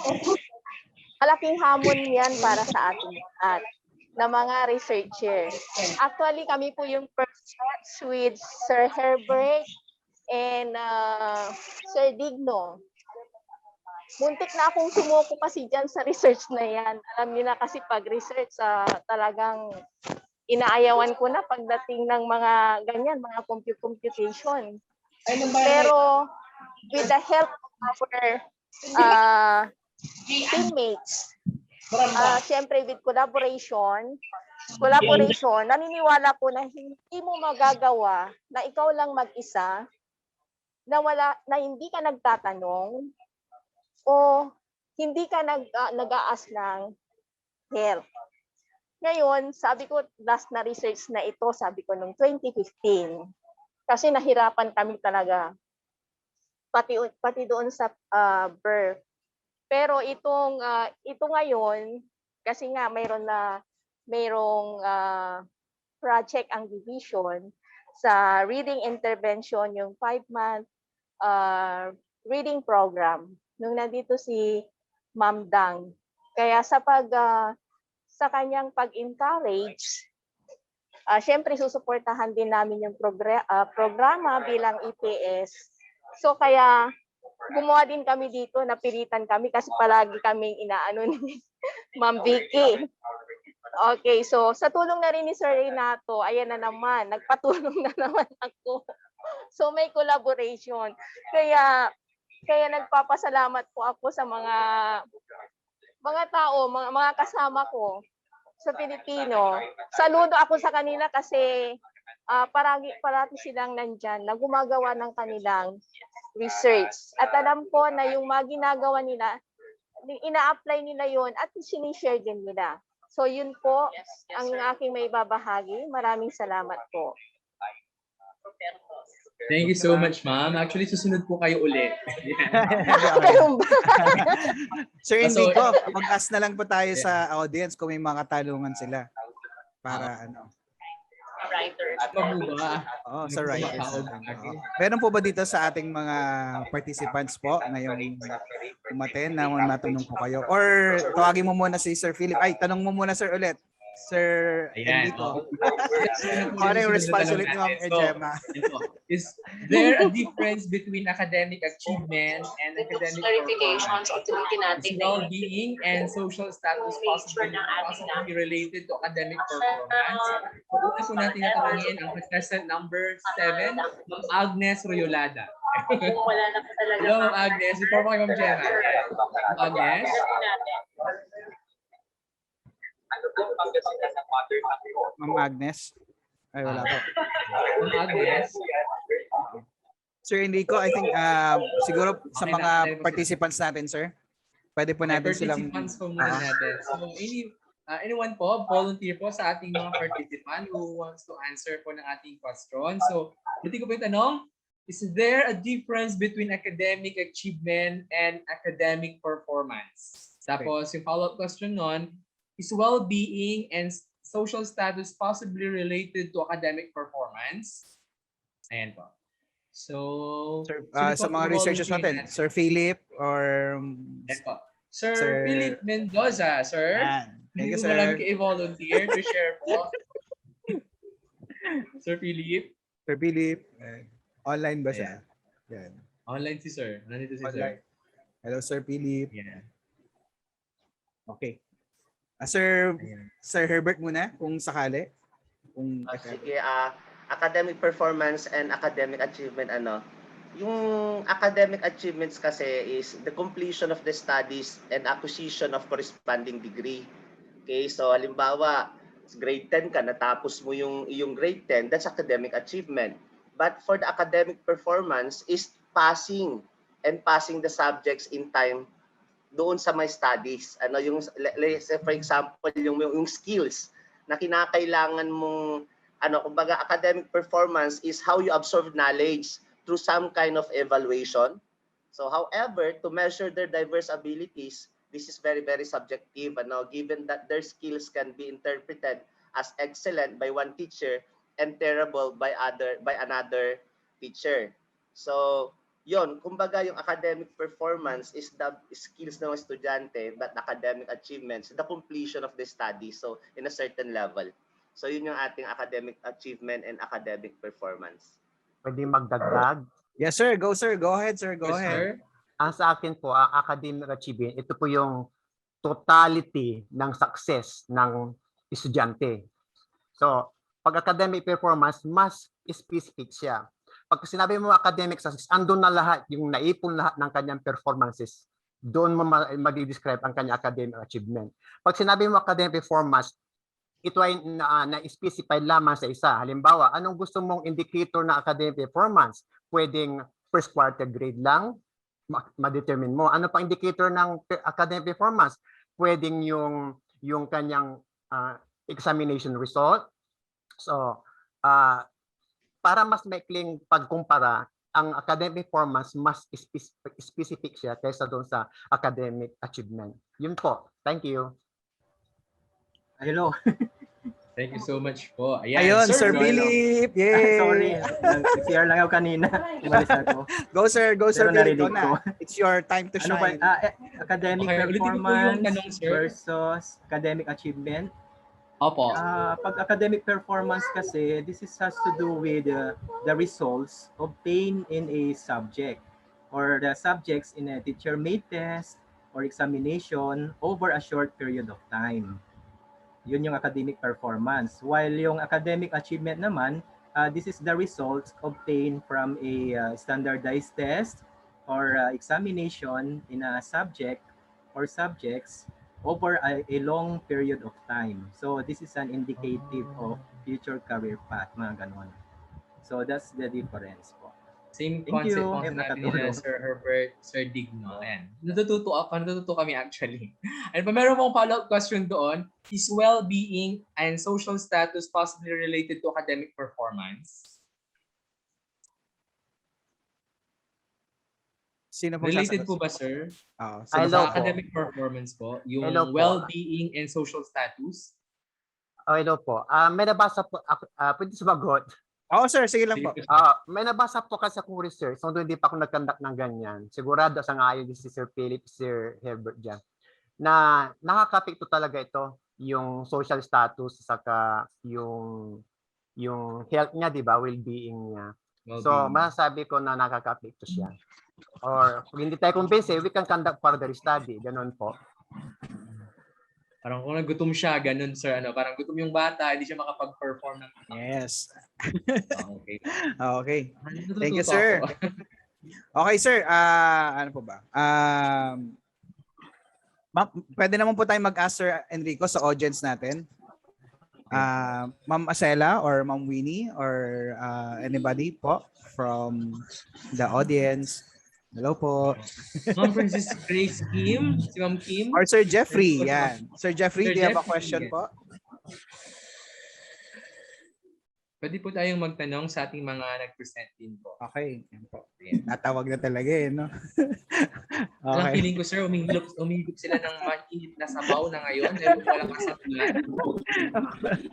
Yeah. May nanutulog Sir na. Jeffrey, okay Sir Jeffrey, pwede na ba magtanong?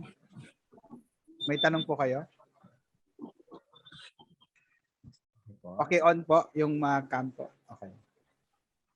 Sir Enrico, last 2 questions na tayo. The last 2 questions. Okay. Ayan. Ay, nasagot na po yung tanong ni Ma'am Acela. Okay, thank you Ma'am Acela. Okay, sino pa po ang may tanong po? You can just chat it na lang po para at least we could have habang nandito po tayo. Don't worry po if you missed some of the lectures kanina ng presentations. We'll be uploading it po sa aming YouTube channel later on. We'll give you the links and then yun po. Para mapanood nyo rin po ulit. Okay po? Okay po. Okay. So last 2 questions tayo direct. Yes. Last 2 questions for the second question natin. So for the last, what did you include in your data analysis? What will we state in the data gathering method? Ayan po. Naka-assign po kay Ma'am Glyza actually. Ayan. Ma'am Glyza, take it away. Okay po. Actually po, yung data gathering method po na gagamitin natin will always depend on our research question. So once we have formulated po yung research question, ipapattern po natin doon kung anong data analysis or statistical tool lang gagamitin natin per question. And from that, if we have already identified po yung ating statistical tool na gagamitin, syempre hindi nga po tayo expert sa stat. So we can also ask help from other researchers o yung mga statistician na makakapag-recommend ng appropriate statistical tool na pwede natin gamitin to answer the question. And actually, yung data gathering method din na gagamitin natin will be based din doon sa ating mga questions. So for example, your question is, what is the significant difference? Usually we use inferential statistics for that. So yung data gathering method natin at data analysis tools natin will depend on our research question. So ipaplan po natin mabuti kung ano yung gagamitin nating statistical tool, and we can always refer to experts. Yun po. Okay, thank you Ma'am Sir Enrico. Thank you so much po Ma'am Glyza. Ayan. So before we end po, as we encourage our participants to conduct their research, yung last question po natin, care of Sir Digno. And the question is, if we plan to prepare a basic research, what are the different types from what we're going to select our proposal? Ayan po. Ano po kayo mag-start na magawa ng research, sir? Ganyan. Pag mga na-encourage po natin yung mga participants to conduct their own. Ang basic research kasi, importante muna, titignan mo kung ano yung study mo talaga. Kasi kung sa ating mga teacher, dalawa lang ang ating research sa dalawa ng DepEd. Yan ay action research at basic. Kaya tayo mga teacher, talagang action research na sa pag basic research, makikita mo diyan magkaiba yung part nila. Bakit basic? Kasi may gusto ka lang sagutin ng mga na-issue or curiosity mo, or tulad ng nag-establish ka ng isang theory or isang fact, ganon, kailangan magbe-basic research ka. Pero kung gusto mong tignan ang may innovation ka o gusto mong tignan may epekto ba ito, mag-action research ka. And usually pag nag-action research ka, quasi lang naman talaga ang gagamitin natin. Pag sabi mong quasi, bago ako bumalik sa basic, pag sabi mong quasi, magkakaroon ka ng dalawang pagpipilian mo. Kung ang design mo ay one group design or ito yung non-equivalent group design or isang tawag mong two group. So one group design na naman, mamimili ka na naman kung either post-test design lang ba or pre-test post-test design. Pag doon sa non-equivalent group naman, apat ang pagpipilian mo doon. So either post-test two group post-test design or pwedeng two group pre-test post-test design, pwedeng with replication tulad isang study ng namin ni Ma'am Princess noon. So yun ang pwedeng pagpipilian. Bakit basic? Sabi ko nga, kung ang gusto mo lang i-describe ang isang characteristic na isang population, hindi ka mag-experimental dyan, magbe-basic ka lang talaga. Ang tawag sa basic is actually fundamental. So ganun po yun. At iba po ang parts ng basic research. Usually gumagamit ng basic research yung mga may authority, mga EPS, department head, principal, mga coordinator ng mga NDRMC, coordinator ng research, yun po sila yung usually gumagawa ng basic. Ano pa po yung tanong na kasunod? And sir, kung sakali po saan daw nila makikita yung sample na framework ng action research at basic research para daw po mayroon po lahat makikita niyo po yan sa research hub na ginawa ni Madam VP. Nandun po lahat sa research hub. At nandun din po kung anong ipopropose niyo. Dapat po ang ipopropose niyo ay naaayon sa Region 1 agenda, research agenda. Nandun po lahat. Huwag po tayo lumabas doon. So makikita niyo lahat ng aming study ay nakaangkla doon sa Region 1 DepEd Research Agenda. Doon po kayo kukuha ng proposal ninyo. Ano pa po, sir? Makikita rin ba yung research agenda sa research hub? Po, kumpleto po doon. Yes, kumpleto po doon sa research hub doon. So, importante po na pagkukuha ng title nyo, dapat tignan nyo kung nakaangkla lahat doon. Yes, Sir Philip, baka may dadagdag. Sir Philip? Yes, sir. Thank you. Lately rin, may konting revisions na rin.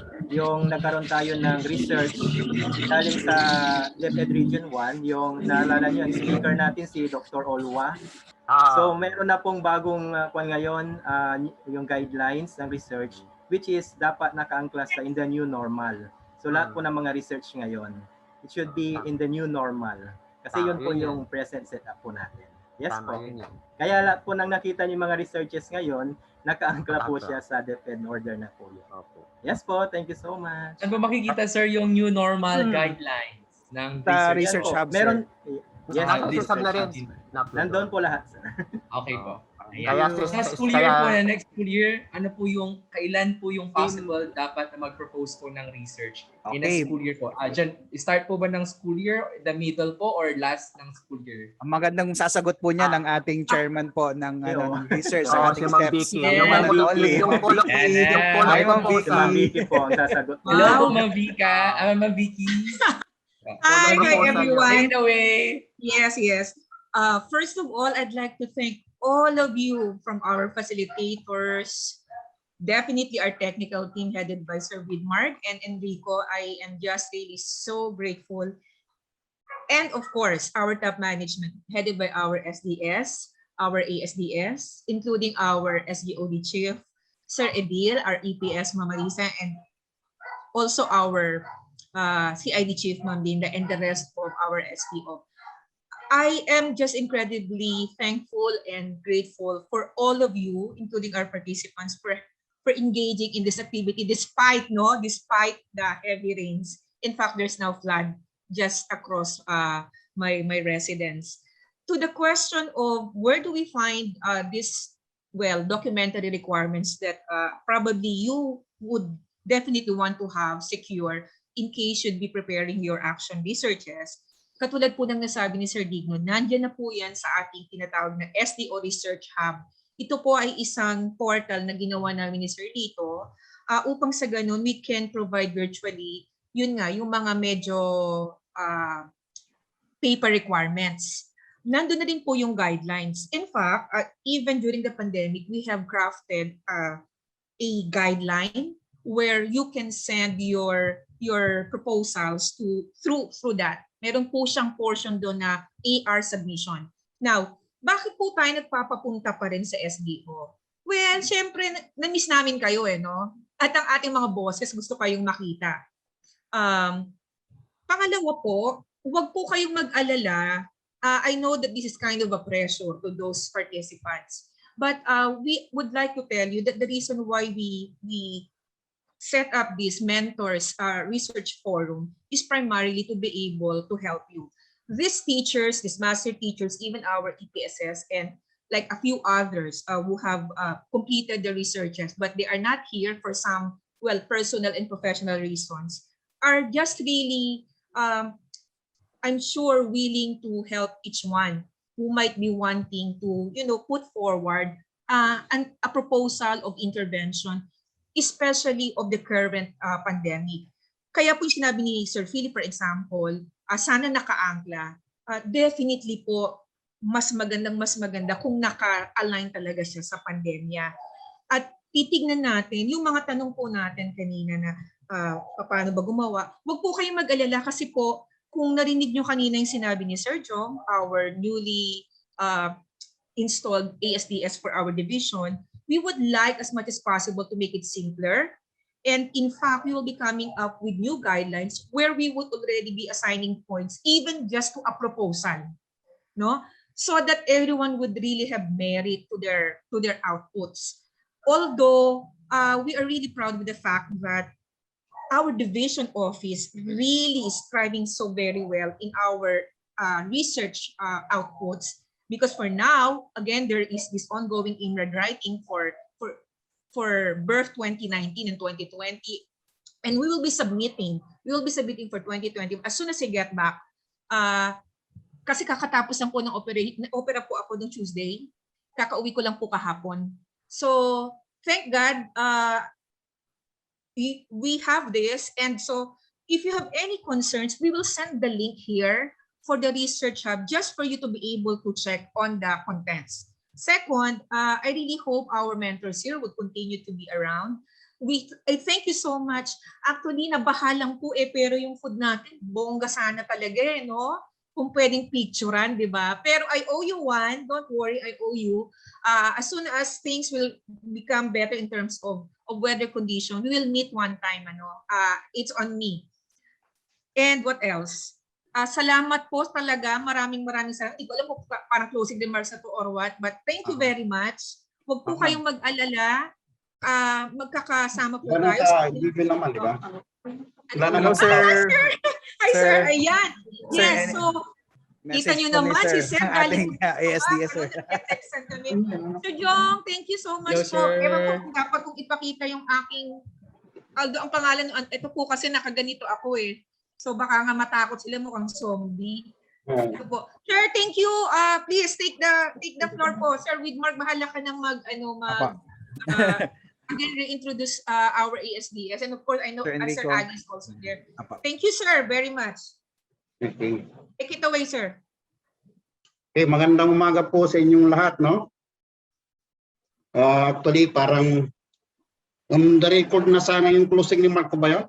Naka-record na pero hindi ko kaya matiis just because actually according to Ma'am Vicky, I'm the newly installed chairperson of this research, kaya nababahala ko, parang gusto kong magpakita na sa inyo at gusto ko na rin sabihin kung ano ba ang programa ng ating committee, no? And nauna na po yan ang pagkasabi ni Ma'am Vicky. At yung tanong pala, yung last na tanong na ating sasagutin, kung kailan ba pwede mag-umpisa na ang pag-research? Actually, by cycling yan. You can start right now, di ba? Mayroon tayong mga agenda, mayroon akong mga suggestion na kung gusto nyo sigurong maging title ng inyong action research, katulad yung effectiveness ng basic education learning continuity plan. Kasi sabi nga ng ating mga resource speaker, mga facilitator, ay mga under new normal. So kailangan natin ng mga yan. For example, the health intervention and practices made by our nurses in the division of Dagupan City. The instructional supervision under the new normal. Mga ganyan na title siguro, no? Marami pa tayo dito, no? But of course, may I ask you that this committee will have an objective for this, as we will provide the thematic roadmap for research proponent to be implemented by this school year. No? Gusto namin lahat ng mga master teacher, mga dalubguro na magkaroon ng action research at tutulungan po natin sila. If they cannot do individually, we will have a cluster or group of master teacher. Kasi siyempre may mga master teacher tayong nahihirapan siguro dahil din siguro sa katandaan na at sa dami ng trabaho. I understand that you have been loaded with many works under this new normal. Nandyan yung magsiseros kayo, nandyan yung pati ngayong baha. Baka hindi nyo na alam kung saan nyo ilalagay ang inyong modules, no? Kaya ako rin ang nababahala. Gusto ko sanang puntahan ang bawat paralan kung kumusta na kaya ang modules nila. Baka nabaha na rin, no?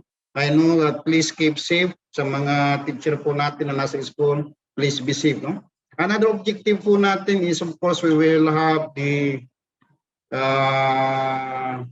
create a research journal para pag yung mga natapos na siguro mga research natin, makikita natin dito sa division office para maging reference na rin. No? May mga research na parehas yung title pero yung scope naman hindi parehas, can be adapted by another master teacher to their respective district siguro. No? So, personally, I'm now offering my service as your chairperson, willing to listen to all your inquiries or to all your problems if they come to action research. Ang sabi, ang pinag-usapan namin ni Ma'am Vicky together with Sir Idel, we will help you on to have this action research. Okay? Yun lang po at magandang umaga po sa inyo. Keep safe with this weather. Mag-ingat po tayo at lalong-lalo na we observe the health protocol. Okay? Magandang umaga at mabuhay po tayong lahat. Thank you so much for ASDS, Sir Marciano, Sir Yana. Pictorial muna tayo, sir, together with you, sir. Paki-on po yung cam. Picture muna tayo with Sir. Paki-on po ulit with Sir kasi kanina wala si Sir eh. Pwede mag-suggest? Yes, ma'am. Mag-suggest po. Please provide also our division library ng hard copy po ng mga research nyo. Apo, To meron John na po Vincent Galvez. Meron na ba? Okay, nasa thank you. CID po. Nasa CID. Okay, nasa CID. We will just improve. Okay po, paki-on po yung mga cams, mga teachers po. Teachers. Sige, paki-open na para makita ko yung magagandang mukha. Hey, thank you po. Yan. Sige lang po, on po natin. On lang po natin.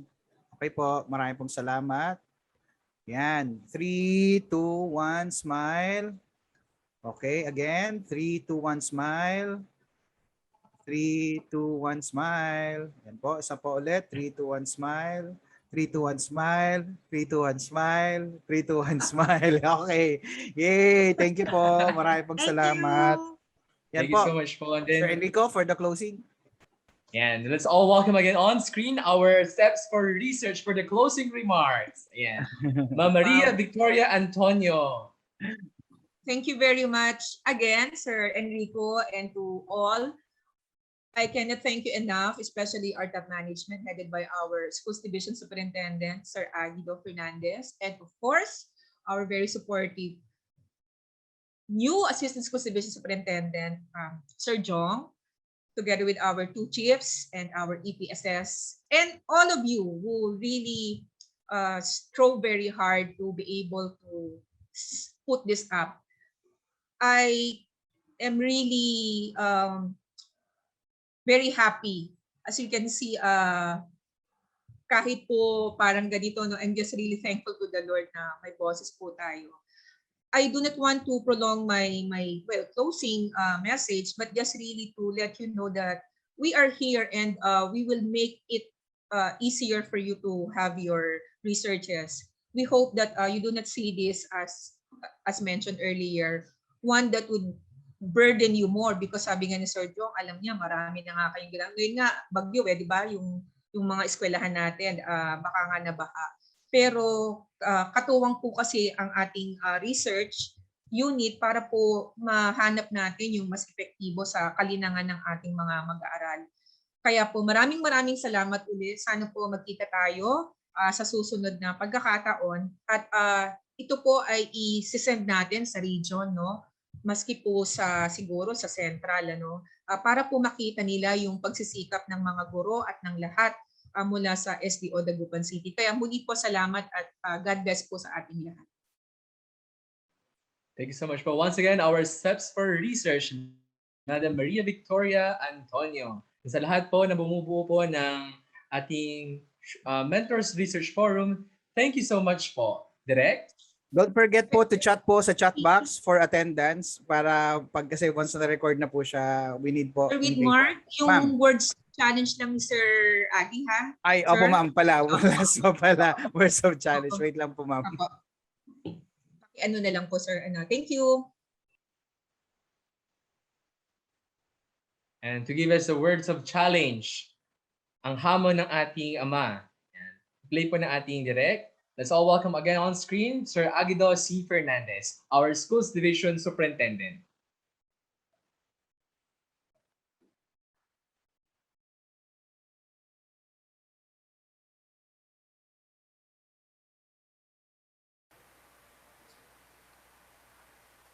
To our Assistant Schools Division Superintendent, Dr. Marciano U. Soriano Jr., to our two chiefs, Sir Idel and Ma'am Linda, for SDOD and CID respectively, our research focal person, Maria Victoria Antonio,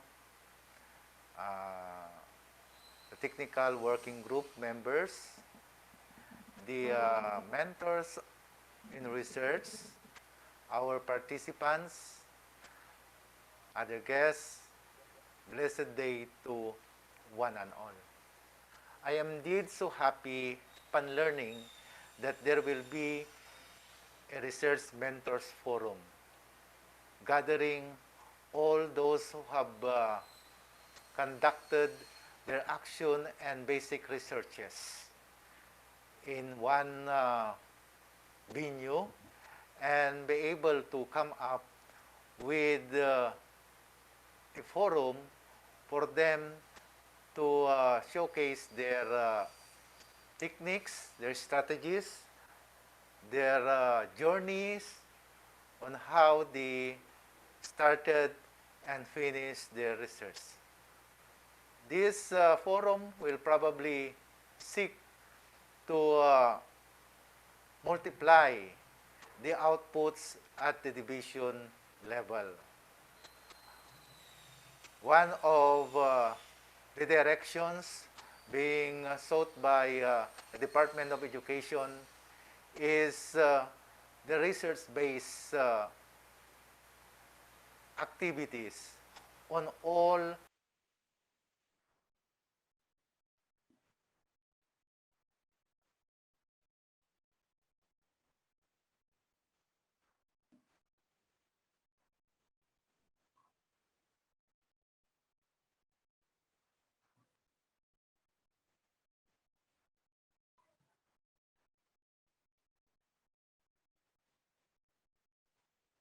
our learners.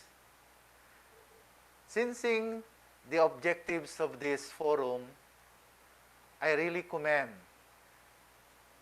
the research team at the division level, headed by Chief Edelberto Abalos, and of course, Maria Victoria Antonio. I know that with your presence, with your expertise, with your command, we could be able to make Dagupan City a research-based SDO in terms of what is better methodologies, actions, practices, and so on and so forth. We must dwell on research because learning can be measured in terms of, to the extent of its effect to their lives, to their cognitive, to their psychomotor, and to their values. And we could only do that by doing action, and basic researches. I highly commend these activities to all our teachers, be it proficient or highly proficient, not just for once, twice, but every day we can have researches. We could have a very basic or a simple research, and we could have a very comprehensive research that will have a scope at the division level. I hope that with this forum, we could make a good signal to have a collaborative research. 1, 2, or 3 members will collaborate and try to find out whether our practices at the division level is effective, not so effective, or not effective, so that we could make use of it in the decision making. I highly endorse the conduct of research in SDO-Dagupan City. I hope that with this forum, our participants, those teachers who are willing to undertake research-based studies, to be able to be enlightened and get into it. Ang medyo mahirap lang ay sa umpisa. But once you have started, there you go. You always like to be in research. We have 500,000 budget at the SEF, and we look forward that this budget will be given to you if you were not a grantee of the birth of the Department of Education. Rest assured that with my leadership, we could give financial assistance to you, all researchers at the Dagupan City. And what is very important for us now is to communicate the results of your research for us at the top level to make decisions based on your recommendations and findings. Sa inyong lahat, masayang pagtitipon dito sa Research Mentors Forum, at always remember, isulong natin ang edukalidad hindi lamang sa inyong school, kundi pati dito sa buong SDO-Dagupan City at sa buong Pilipinas.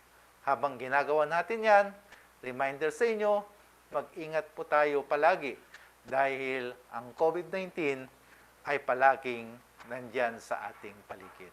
Once again, isang mapagpalang umaga o araw sa ating lahat. Maraming salamat po. And once again po, a virtual club to our SDS, Sir Aguido C. Fernandez. Thank you so much po. And that ends our mentorship for the forum. Yeah, thank you so much po. So I am Mr. Enrico, your host for today's event. So nagsabi po, mag-ingat po tayong lahat. And keep safe po everyone. Make sure po yung ating mga modules ay nasa tamang lugar. Ayan po. Thank you so much po sa lahat ng mga participants natin. Sorry din po, apology po sa ating mga shortcomings, especially po sa ating internet because of the heavy rain. Thank you so much po and good day. Mga presenters po, may iwan lang po tayo, presenters. Maraming po salamat.